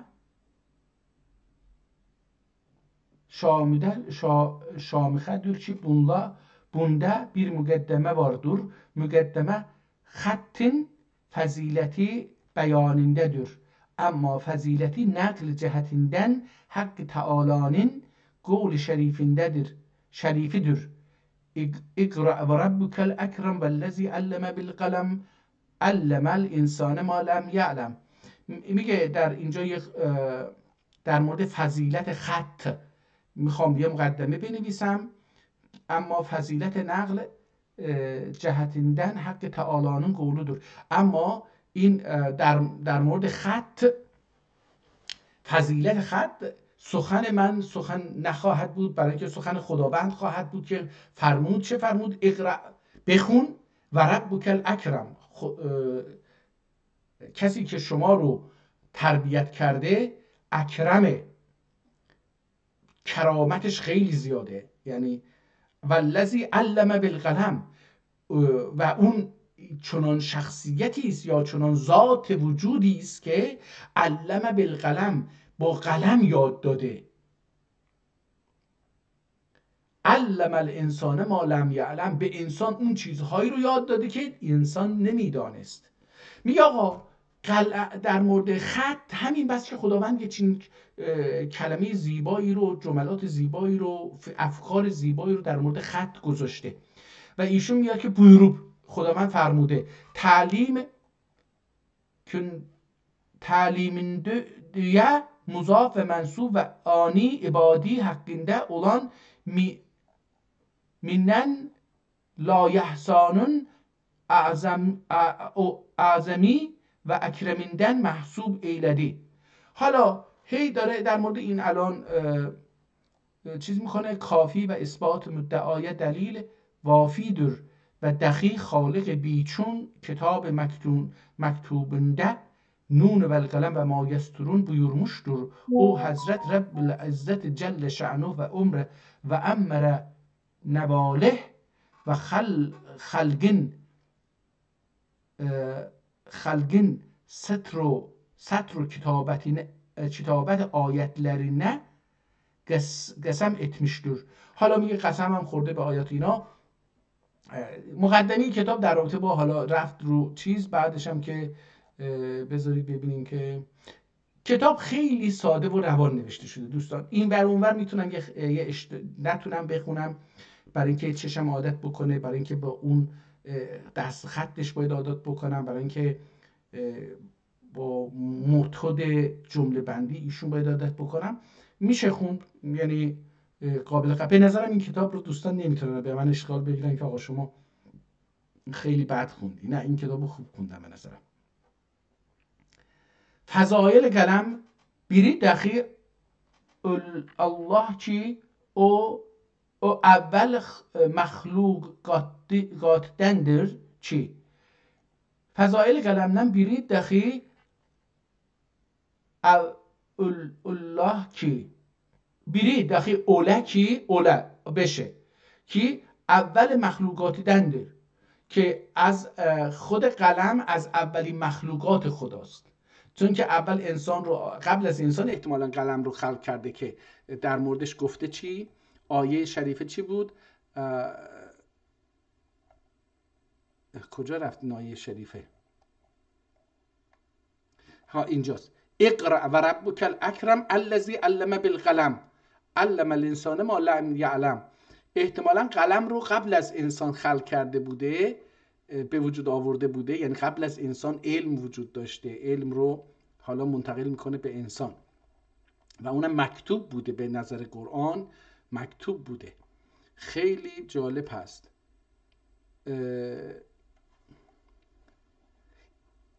قیدول علم بالکتابه، اینجا از یه حدیث استفاده میکنه که اینجا گفته خطی ایله یازوب کتابت قلم امر اهم olduğunu bu hadis-i şerif ile istidlal etmişler. میگه که البته این یه آقایی به نام ابن افضل ابن هلال bu hadis-i şerifi risalesinde کندو خطی ایله، مثلا نگاه الان اینجا متوجه شدیم که د واو رو کندو خودش خطی ایله کندو خطی ایله یازوب کتابت قلم امر اهم olduğunu bu hadis-i şerif ile istidlal etmişler که اهمیت بسیار زیاد قلم رو با این حدیث بیان کرده که قید العلم بالکتابت، علم رو با نوشتن قید بکنید، یادداشت بکنید، زنده نگه دارید. و دقیق bu حدیث شریفی تأیید حضرت علی ابن ابی طالب رضی الله عنه buyurmuşlar که حضرت علی علیه السلام هم یه حدیثی، یه سخنی در رابطه با همین حدیث گفتن که buyurmuşlar که العلم وحشیه قیدوها بالکتابت، علم وحشیه، اون رو قید بزنید، به زنجیر بکشید با نوشتن، اون رو ببندید. قیدوها، عقده که میگن آقا بستنه، یه چیزی اینجا بسته میشه عقده میشه، یعنی این قیدوها، قیدش بکنید، ببندیدش بالکتابت، با نوشتن. یعنی اون وحشیه، فرار میکنه مثل اسب وحشی، از یاد میره. مثل اینکه زبان رو، مثلا من یادمه یه ترم رفتم تو کانون زبان آلمان بود، چی بود، در میدون ساعت تبریز، اونجا رفتم یاد بگیرم، رفتم زندان، یادم رفت اصلا دیگه این زبان آلمانی. الان فقط مثلا ایشمشت فقط میدونن چی هستش. البته وقتی یکی حرف بزنه متوجه میشم که این آلمانی هست یا نه. قیدها بالکتابه و دخی buyurmuşlar که اکرم الاولادکم بالکتابه، حتی حضرت علی فرمودن که فرزندانتان رو گرامی بدارید. اکرم اولادکم، فرزندانتون رو بزرگوار نشون بدید، یا حالا این اکرم رو چه به احترام بذارید، نه خیلی بیشتر، اکرمو یعنی گرامی بذارید. نمیدونم فارسی نمیتونه اینها رو بگه دیگه، متاسفانه اکرمو رو نشجوری من به فارسی ترجمه بکنم. اکرامشون بدارید. حالا اکرام که میگیم میاد دوباره تو ترکی مثلا یه چیزی به یکی میدن میشه اون. اولادکم بالکتابه یعنی میگه آقا کتابت رو، نوشتن رو به فرزندانتون یاد بدید و اونها رو بگیم که بزرگوارشون بکنید. فإن الکتابه من اهم الامور، برای اینکه نوشتن از مهمترین امور هست. ببینید در حضرت علی یه چیزی رو گفته، پیغمبرم یه چیزی دیگه گفته، خیلی جالبه. این حق این دین بوده که دنیا رو تسخیر بکنه. متاسفانه این مسلمان‌های قشری پوست پرست نمازخوان اومدن و این اسلام عقل و کتابت رو گذاشتن کنار و رفتن چسبیدن به دعا و ظواهر دین، و ظواهر دین از اصول دین که عقله به نظر من رفت زد بیرون. من اعظم سرور، و از مهمترین و بزرگترین شادی ها و سروره. و دخی علی ابن ابی طالب رضی الله تعالی عنه تعریف حسن و خط کتابتinde حسن و خط کتابتinde buyurmuşlar ki الخط الحسن نزهة العیون و ریحانة القلوب. و همچنین در مورد زیبایی خطم فرمودن حضرت علی که بویورموشلر که فرمودن که الخط الحسنه یا حسنه، الخط الحسنو نزهت العیون، خط زیبا. این نزهت رو معنیشو نمیدونم. نزهت العیون چیه؟ چشمه. و ریحانت القلوب، و ریحان قلوب هست. حالا نزهت رو میشه البته پیدا کرد که نزهت، اجازه بدید بریم ببینیم این گوگل علیه السلام. حالا من میترسم که اینو بزنیم این خاموش بشه، بذارید باشه. حالا من این معنی رو به دست بیارم که چی میشه. مثلا این کتابمون کجا رفت؟ اینجا. خب ببینید در مورد خط داره احادیث مختلفی رو از چیز میاره و دقیق بویورموشلر دوباره از حضرت علی داره تعریف میکنه که حضرت علی فرمودن که تعلم قوام الخط یا ذات تا تعدب، ای اون کسی که دارای ادب هستی، تعدب ادب هستی، قوام خط رو یاد بده یا یاد بگیر. تعلم قوام الخط، قوام خط نویسی، خوشخطی، یا حتی قدرت خط میتونم بگم، نمیدونم حالا اینجا. و ما الخط الا زینت المتعدب، و خط نیست، یعنی خط زینت یک آدم مؤدبه، متعدبه. یا حالا متعدب اینجا و اونجا ممکنه باشه ادب به معنی اون کسی که به زبان و سخن آگاهه. ادیب هم از اینجا میاد دیگه. ادب و ادیب یعنی کسی که با سخنان نیکو صحبت میکنه، فحش و فضیحت نمیگه. رهبر جمهوری اسلامی داره صحبت میکنه، فحش و فضیحت میگه. این مؤدب نیست، در اون جامعه هم مؤدب نمیتونه باشه، برای اینکه اون وقتی داره یه فحشی رو میده، یه سخن زشتی رو به زبان میاره، یه سخن غیر سیاسی رو به زبان میاره، غیر حقوقی رو به زبان میاره. پایینی ها گفتن چیکار میکنن؟ الناس علی دین ملوکهم، راه باز میشه. آقا وقتی رهبر میگه میزنم با دوش دهن فلان، میگه خب منم میزنم دهن فلان، با قمه میزنم. اون با قمه میاد خیابون. مل خط الا زینت المتعدب، خط چیزی نیست جز این که آرایش و زینت کسی که ادیب هست، متعدبه، ادبی، سطح لغت علمی، سیاسی، اجتماعی و اخلاقیش بالاست. نمیدونم ادب رو چجوری من تعریف بکنم. ادب فَإِن كُنْتَ ذَا مَالٍ فَخَطُّكَ زِینَةٌ. علی علیه السلام ادامه میده اگر صاحب یک ثروتی بودی پس خط زینت، فَخَطُّكَ زینتون، و خط تو زینتی هست برای تو. و این کنت محتاجن فافضل مکسب، و اگر محتاج بودی یه روزی به یه چیزی، اگر ثروتی داشتی، صاحب مال بودی، اون ادب، اون خط برای شما چیه؟ زینتتونه. مثل اینکه طلا و گوشواره آویزون میکنی. الان مثلا تو ایران خیلی مده دیگه، زنها، البته تو ترکیه و هندوستان و پاکستان و افغانستان، این که خانم ها فلزات رو اینجا بکنن و فلزات رو نشانه برتری اجتماعی خودشون بدونن متوسط. اما شما وقتی پاتون به اروپا و آمریکا بذارید، این زنا اکثرشون میلیاردرن، میلیون ها دلار پول دارن، یا نمیدونم چی بگیم میلیون، به هر حال نسبت به ایران خیلی ثروت داره یک زن در کانادا و آمریکا و اروپا، که مال خودشه، نه شوهرش براش خریده باشه، نه دوست پسرش براش خریده باشه، برای اینکه ازش یه استفاده هایی بکنن. حالا اینجا چیکار میاد؟ اینجا بدلیجات رو میذاره، طلاجات رو تو بانک میذاره، تو ثروتش میذاره، یه جایی میذاره که پول در بیاره براش، ثروت تولید بکنه براش. ولی در ایران اونو میذاره اینجا که نشون بده آقا من یا شوهرم خیلی دوستم داره، یا اینکه چشه نمیدونم حالا هر چی هست اون در بیاد.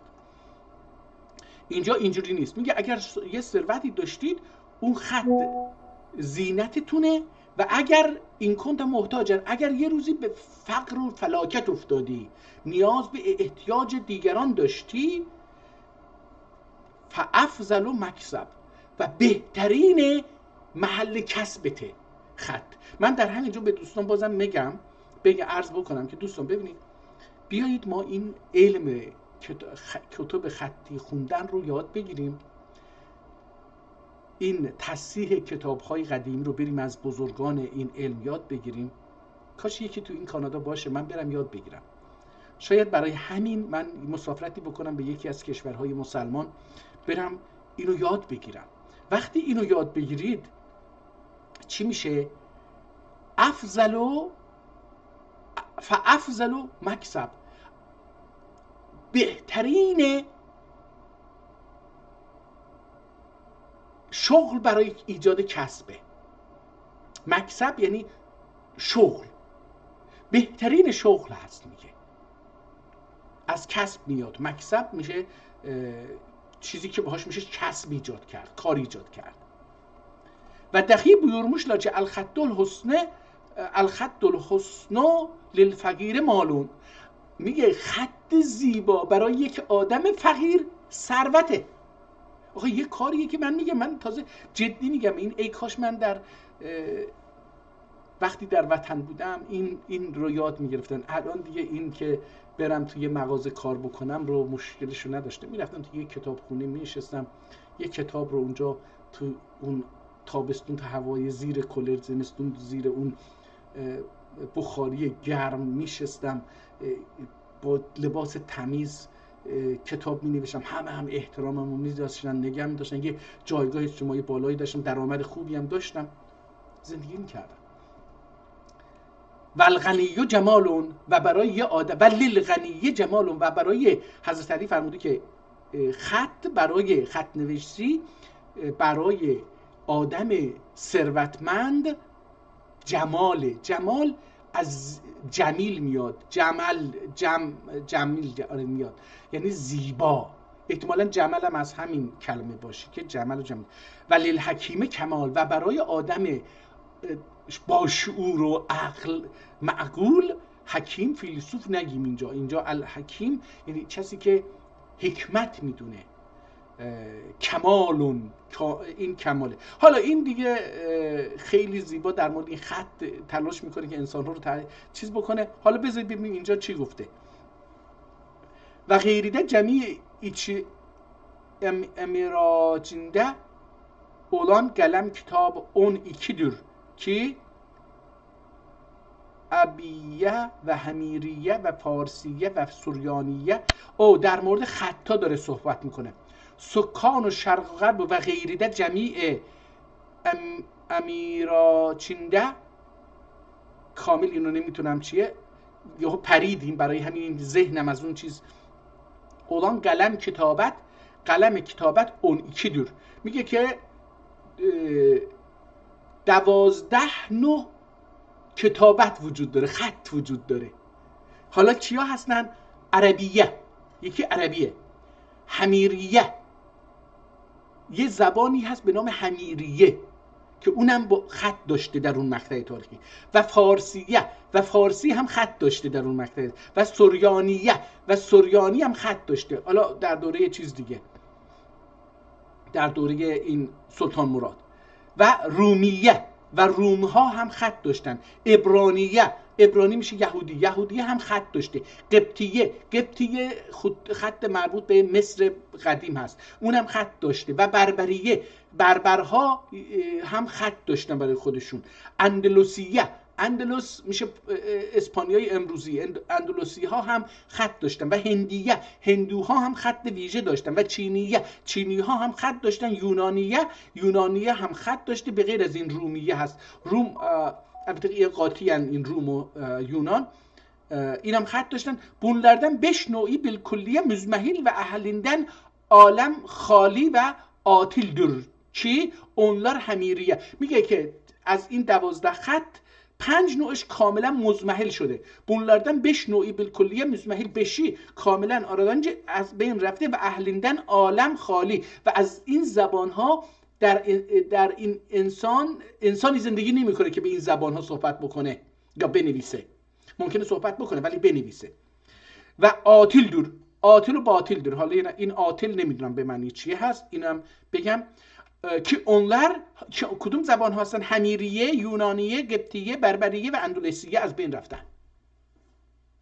پس اندلسیه مال پرتغال نیست، یه زبان مخصوص به خودش داشته که مسلمون بودن، احتمالا عرب هم بودن یا نبودن نمیدونم، ولی مسلمون وقتی این پرتغالی ها رفتن اونجا، اسپانیایی رفتن اونجا رو اشغال کردن، بلایی سرشون در آوردن که دیگه و اندلسیه.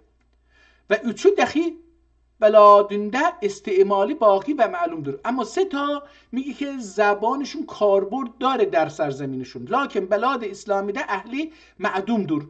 اما که اونلر میگه اما در سرزمین های اسلامی اهالی این سه زبان از بین رفتن. یعنی از این زبان دیگه که اونلر، این چه زبان چیه؟ رومیه، هندیه و چینیه.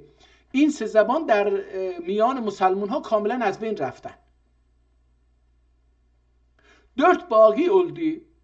4 زبان مونده که onlar buldan İslam'da müstemile olan اقلامdır چی؟ میگه 4 تا مون که اونها هم در سرزمین های بلدان، عربی از بلد میاد، بلدان جمعشه، اسلامی'de müstemile olan کاربرد داره، اقلامdır قلمدردیler. عربیه، فارسیه، سریانیه و عبرانیه که زبانهای این منطقه است. ببینید کردی توش نیست، ارمنی توش نیست. بعضی از دوستان میگن که تازه این در اواخر عثمانیه است، یعنی حدوداً فرض کنید که 300 سال پیش، مثلا 350 سال پیش، این حدودا. میگه که این منطقه‌ای که مسلمان ها زندگی میکنن، از چین گرفته تا وسط اروپا، میگه در اینجا 4 زبان رایجه: عربیه، فارسیه، سریانیه و عبرانیه نوشته میشه. در کتاب، خود کتاب ترکیه اینو دیگه نمیاره، بلکه خود کتاب ترکیه. و کتاب الابحاث الجمیله فی شرح العقلیه دخی demişler. و کتاب رو در حالا اینجا دیگه رفت اونجا، خط عربی در مراد اولان کوفی در. میگه که خط عربی رو اول شروع میکنه که اولش هم کوفی رو میخواد بهتون بگه. شهرت بلان خط در که خیلی مشهوره. حالا استعمال علوم اقلام سته و غیری آندان استنباط علومش در. 6 نوع خط الان میگه وجود داره که حالا از همون کوفی زاده شدند. و خط کوفیدن خط منصوبه نقل علومت اواخر دولت بنی امیه و اوایل عباسیه واقع المشتر. حالا برمیگرده به تاریخ و اینجور چیزا رو میگه. این کتاب خیلی ساده و روان. بذارید ببینیم این تو اینجا یه چیزی مثل که دیدم پرید، ببینیم که صفحه هست. نه، بحث جدید باشه. حکایت اولونور که bir gün حضرت سلیمان با یزید خان علیه الرحمه و الغفران تعلیف و تصنیف صاحب اولان کبار ulemasını cem edip şeyh merhumi dahi bele davet etmişlerdi. Onların tasnifatı olan kitaplar Sultan-ı Mezkur'un piş tahtleri üzerinde mevcut ve hazır idi.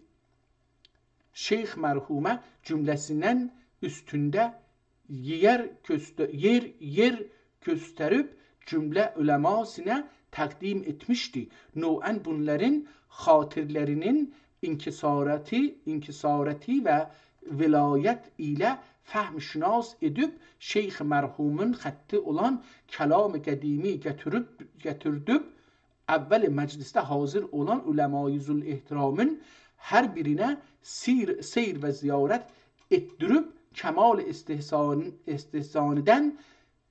دیگه کتاب رو نمیخوام بخونم. میخواستم که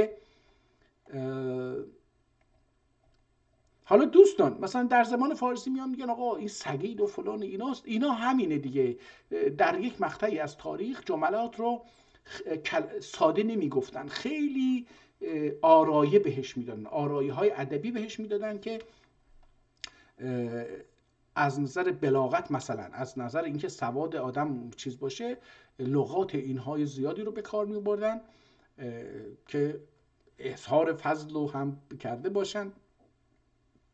در یک مقطعی از تاریخ این چنین بوده.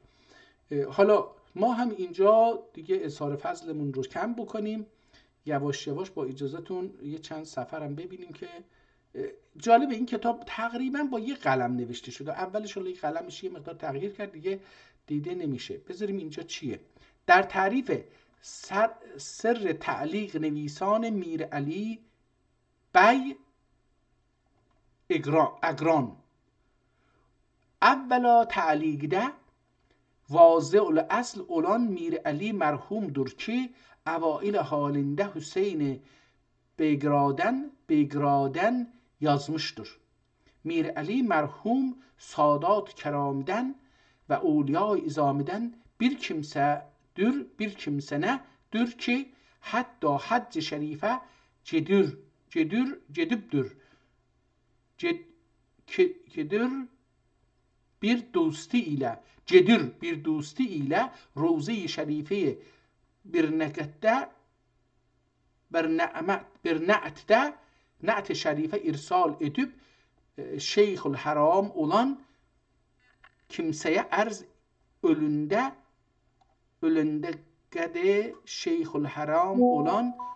حالا اینجا هم داره یه داستان رو تعریف میکنه که باید نشست و این کتاب رو خوند و فهمید در مورد کتاب تموم شد؟ نه اینجا بذارید ببینیم آخرش رو بخونیم ببینیم چی میگه. منزلی olup حسیب و نسیب میر عبدالله حسینی نجاری و درویش عبدی خط تقلیده خوش نویسان زماندن öldükleri indel ahali ma'lum ve meşhurdur.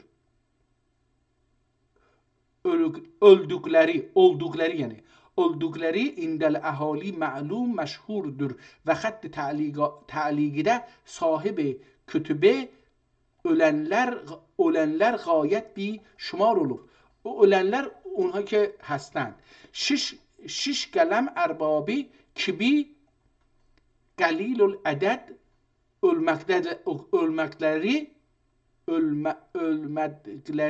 olmadıkları ecelden haddu hasri onların asla mümkünatiden dahi olmamakla bu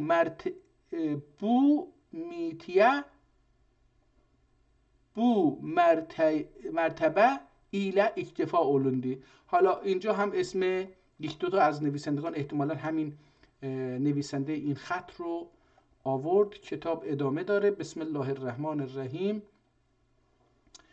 اینجا احتمالا اون خطها رو داره معرفی میکنه که چه خطها و چه وجود داره. حالا شما این دولت رو ببینید که دولت که در اون زمان بوده صفویه مثلا دستور میده، پول میده که آقا بیا در مورد خط یک کتاب بنویس، در مورد خط احادیثش رو جمع میکنه و اقوال رو جمع میکنه و بعد تاریخش رو جمع میکنه و اینا. یعنی یک کار تحقیقی رو دولت سفارش میده. هنوز هم هست، دولت ها این کار رو میکنن. بعضا بلدرر التماس gösterdiler usul خطه bir muhtasar yazmak همون yazmak. حالا یه ذره خط تغییر کرد عزیزان. اینجا رو هم میشه شعر. اینجا در مورد شعر حالا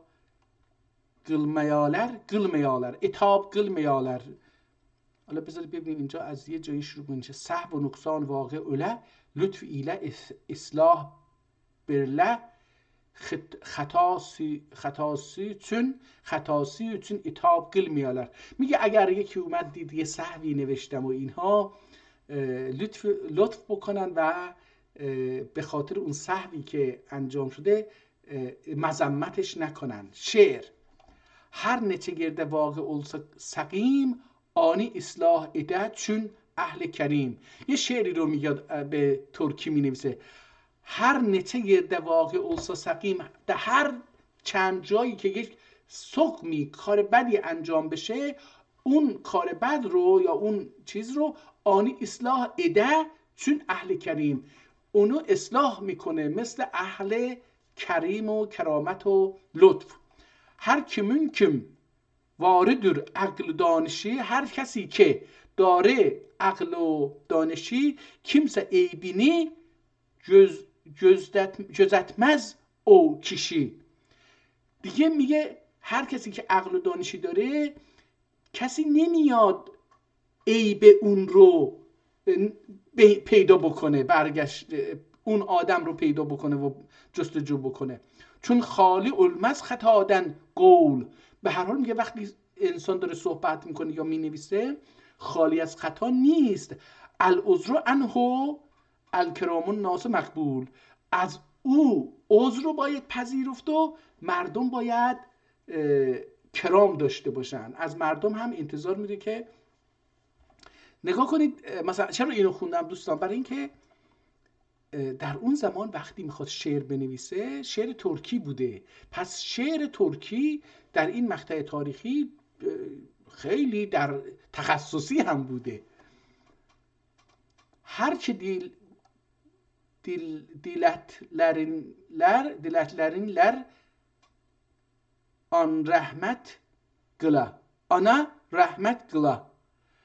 Her kesi diletlerinler ana rahmet qıla. Her kesi arzuyu بکنه به اون رحمت بکنن، لطف بکنن. دعا edə yazınçının sədəqələ, صدقله. دعا edə yazıçının صدقله، یعنی در حق اون نویسنده دعا بکنه با صدق و صفا.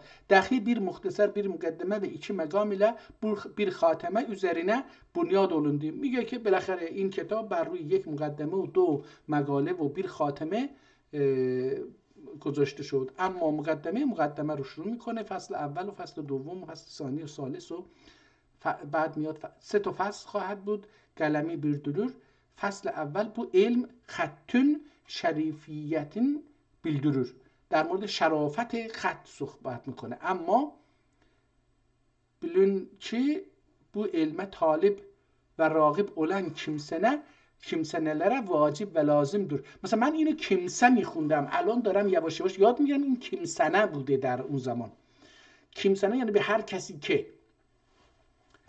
راجب لازمdır. kim اولا bu علmin şerifiyetin bile داخی اول کیم. حالا دیگه آقا این کتاب خیلی ساده است، به زبان ترکی هست، میشه خوند، خیلی زیبا نوشته شده با خط زیبا. در مورد خط هستش.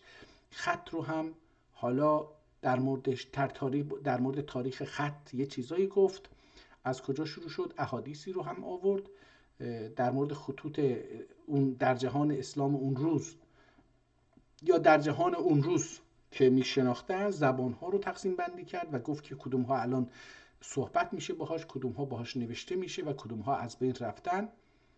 خیلی زیبا اومده. حالا من نصفه کتاب اومدم. باب اول وضع اسماء خطوط bildirir. مقاله اول ایچی بابه مشتملdir.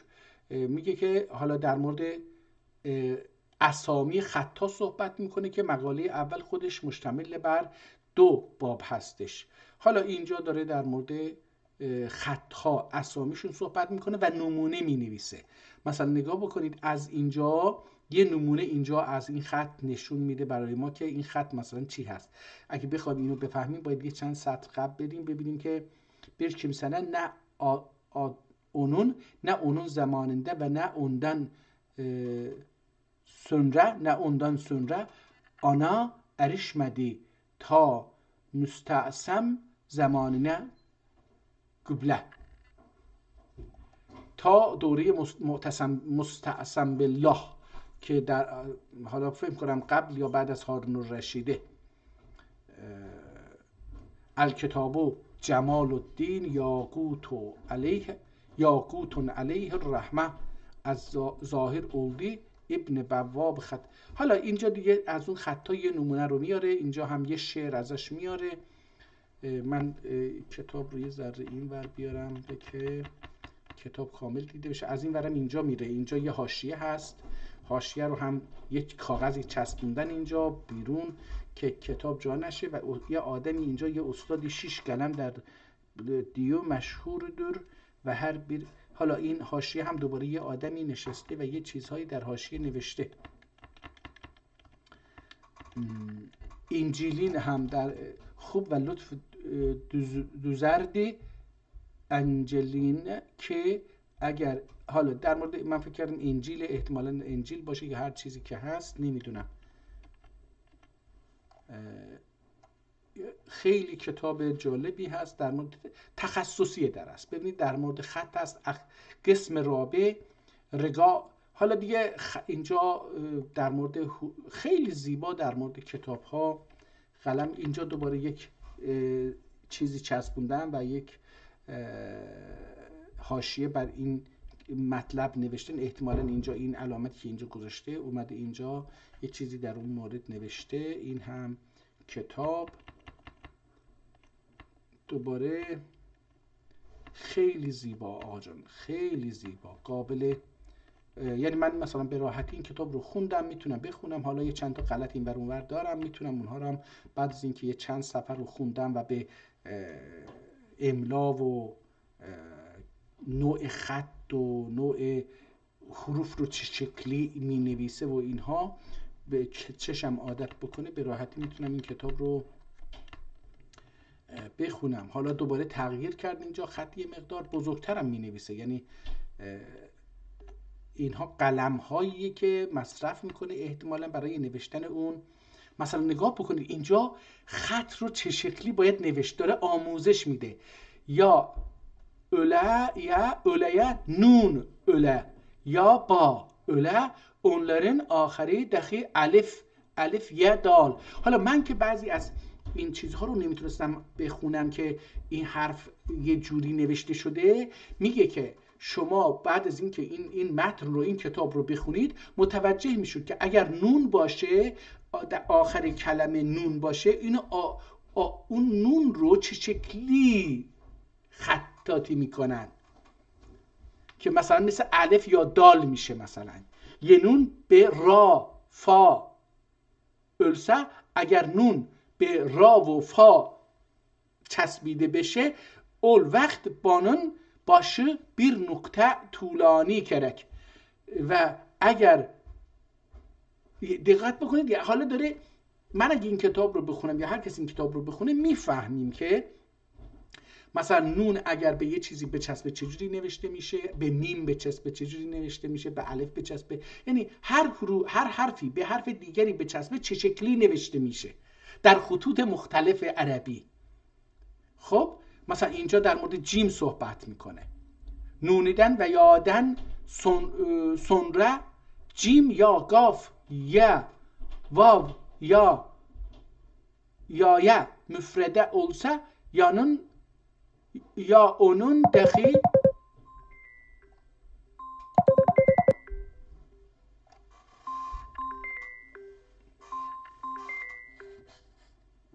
امیدوارم که این تلفن ما قطع نشده باشه.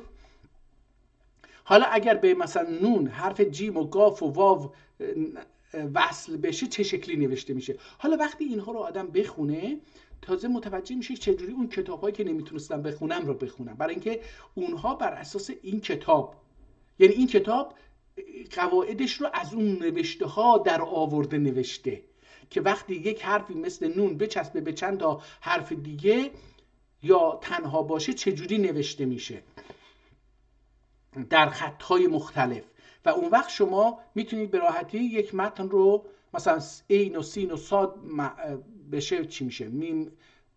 خیلی این کتاب خیلی مفیده. این کتاب برای اینکه بشه کتاب‌های قدیمی رو خوند و خوب هم خوند، باید این کتاب رو خوند و یاد گرفت. اینم من جزو کتاباییه که باید من یاد بگیرم. بسیار متشکرم دوستان که تا اینجا بودید. بذار ببینیم که اینجا اگر من بتونم حالا یه اسمی در اینجا پیدا بکنم که بشه دید که چی هست. کتاب هنوز ادامه داره ولی خطش دوباره عوض شد. واو چقدر زیبایی خط رو نگاه کنید، خیلی زیباست، عاشقانه است اصلا. واو آدم دلش میخواد این کتابو بخونه. بسم الله الرحمن الرحیم، الحمد لله رب العالمین و الصلاة و السلام علی خیر خلقه محمد و آله و صحبه اجمعین. حرف الالف، الف چه شکلی نوشته میشه؟ ایمان المؤمنه یعرف به ایمانه، اظهار الغنیه من الشکر من الشکر، ابلغ الاذات النظر الى الاموات، اداء الدین من الدین، اداء الدین من الدین، اخوک من و عصاک فی شده. اوه آقا این خیلی زیباست. واو چقدر زیبا. واو جدی میگم، من هیچ وقت از خوشنویسی خوشم نیومده بود، نمیتونستم بخونم، ولی این خوشنویسی نیست. این خیلی زیباست. این خیلی هم قابل خوندن نقاشی نیست، این خطه. این خیلی زیباست. واو چقدر زیبا، چقدر رنگش هم زیباست. اون پشت کتاب و این رنگ هایی که اطرافش به کار برده در این قاب خیلی زیباست. خیلی حرف ها در اینجا در مورد حرف ه صحبت میکنه، بعدش هم حرف خ صحبت میکنه. نمونه ها رو داره میاره. در اصل به نظرم میاد که حرف دال و حرف زال و اینها رو صحبت. بذار ببینیم حرف زال چی میشه. ضم الشیخ من الاشتغال به، ذر التاغی فی طغیانه، ذنب واحد کثیر، ذنب واحد کثیر و الف طاعت قلیل. و این حدیث رو نگاه، میگه یک گناه خیلی زیاده ولی 1000 تا طاعت و خوبی خیلی کمه. واو آقا در ایران ما اصلا برای همینه که در عربستان، در کشورهای بعضی کشورهای عربی وقتی اذان میگه مغازه رو باز میکنه، میره نمازشو میخونه، کسی دزدی نمیکنه، چون میفهمن. بهشون راست و دروغ رو یاد دادن، بهشون علم رو، ثروت رو یاد دادن. ثروت عبارت از این که شما بتونید یه خطی بنویسید، یه هنری داشته باشید. ثروت عبارت از دزدی و اختلاس و اینا نیست. در ایران مسابقه دزدی گذاشتیم ما. حروف را، اینجا داره را رو چه شکلی باید بنویسن اونو داره نشون میده. اولش کلمه ها اولش را داره. نگاه کنید. رؤیت الحبیب جلاء العین، معشوق رو دیدن. حبیب رو من اینجا به معشوق ترجمه بکنم. رؤیت الحبیب، دیدن معشوقه، جلاء العین، این جلا و روشنی چشمه، جلا شفافیت. راء اباک یراء ابنک، راء اباک مراعات پدرتو بکن، یراء ابنک پسرت به تو مراعاتت بکنه. اینجا را در اول اومده بود، یراء ر دوم اومده بود. اینجا نشون میده که ر وقتی در اول باشه چه شکلی نوشته میشه، در وسط باشه چه شکلی میشه. رتبه دوباره رتبت العلم اعلی الرتبه، رتب جایگاه علم برترین جایگاه هاست. نگاه کنید حالا در ایران میگه چی؟ علم یا علم بهتر است یا ثروت؟ همه الان میگن ثروت. رفاهیت العیش فی الامن، رفاه یعنی اون رفاه که میگیم در فارسی هم هستش به کار برده میشه. العیش فی الامن، در امنیت عیش داشتن، لذت بردن، عیش کردن. رزقو که اونجا ر رو داشته، بر اساس ر داره مثال هایی رو میزنه تا نشون بده. رزقو که یطلب که فاستره رسول الموت الولاده. این یه چیز دیگه است، ببخشید. رزق که یطلب که فاستره، یه استراحت بکن، اگه رزق داشته باشه بهت میاد. رسول الموت الولادت، میگه وقت اسرائیل چیه؟ میگه اسرائیل با زاده شدنت متولد میشه. اسرائیل تو با زاده شدنت متولد میشه. ببینید ما این ادبیات رو نداریم. تو فارسی تمامی حافظ و سعدی و فردوسی رو بذارید، فقط اینها که الان خوندم رو بگید که داره این ظرافت معنا رو.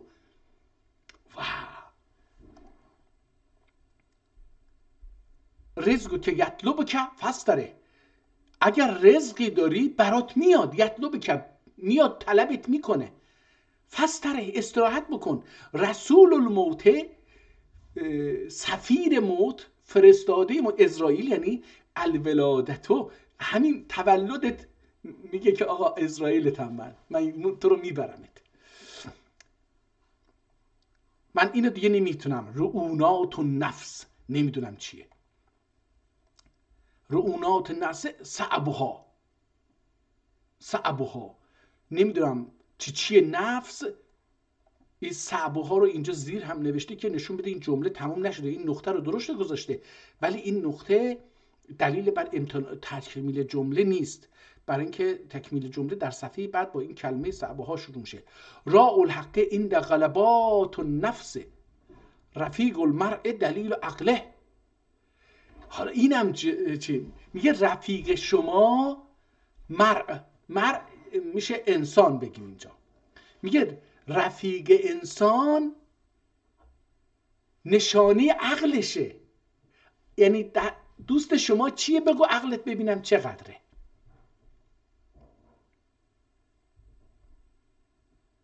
شما با کی دوست هستید؟ با کی رفت و آمد میکنید؟ اینو میگه بگو تا بگم که عقلت چقدره.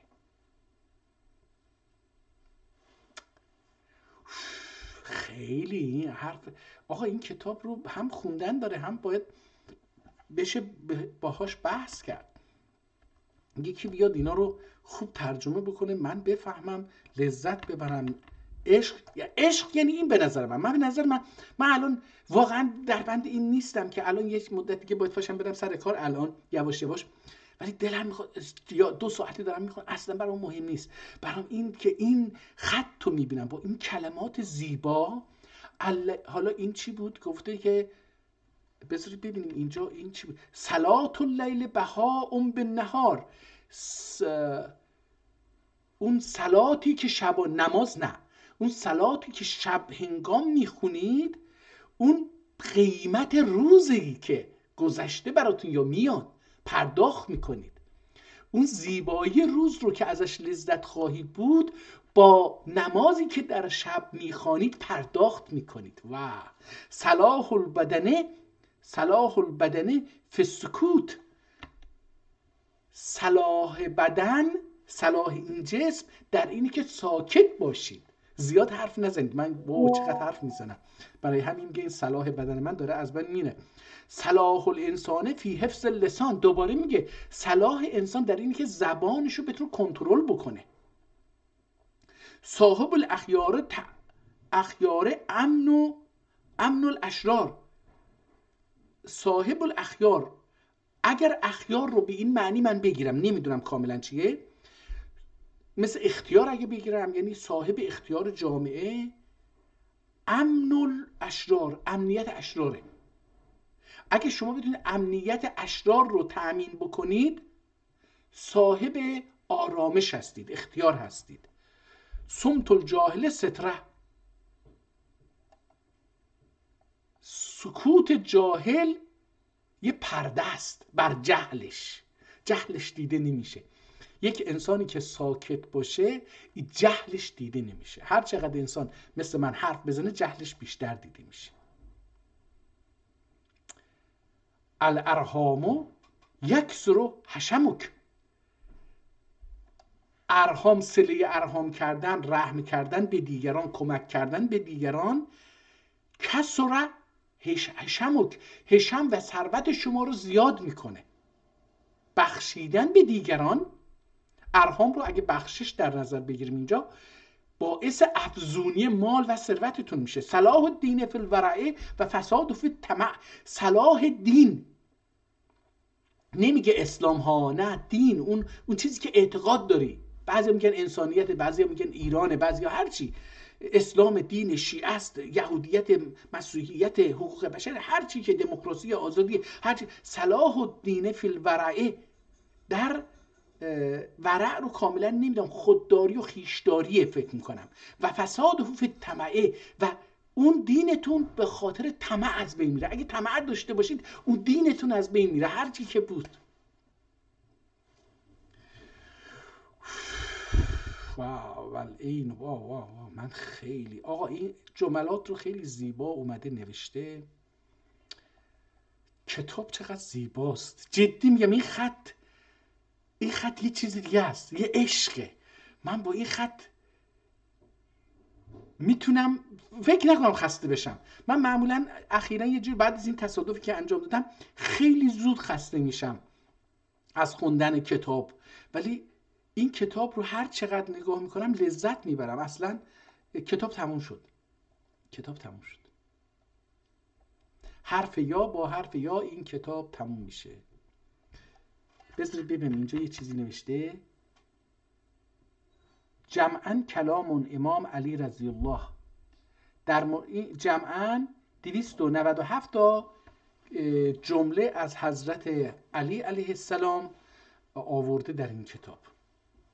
مؤلف و کتاب، حالا اینجا چی اسمشو دیگه ننوشته، یه چیزی اینجا نوشته کامل نکرده. به هر حال آقا بسیار عالی بود، بسیار عالی بود.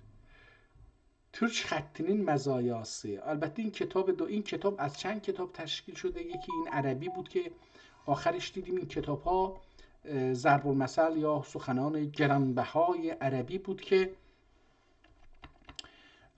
باهاش روبرو شدیم، ولی بقیه کتاب ترکی بود. یعنی این کتاب از اینجا به پایین، از صفحه 68 به پایین، 66 یا 64 حتی به پایین اینجا، یعنی هر چقدر که به پایین 65 در هر صفحه‌ای هم که اینجا گذاشته دو صفحه هست. در نتیجه این رو شما به ضرب در 2 بکنید. یعنی اینجا اگر شده 65 یعنی 130 تا 150 ها نه 130 صفحه تا اینجا هستش. اینم 156 صفحه گفته. ولی دیگه اینجاها این 2-3 تا کتاب قبلی همه ترکی هستن. خیلی خیلی حالا شما یک کتاب فارسی پیدا بکنید 200 سال قبل، 300 سال قبل، 500 سال قبل در مورد خط به زبان فارسی آموزش بده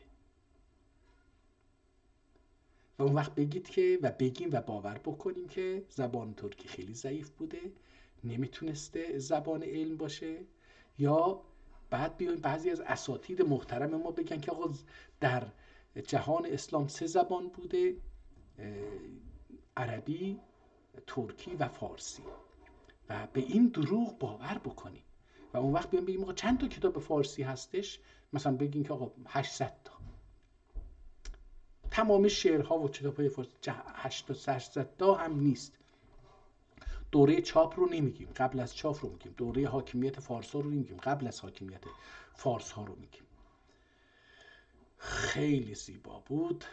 بسیار بسیار خوشحال شدم با این کتاب آشنا شدم و چقدر زیبا. روزتون بخیر.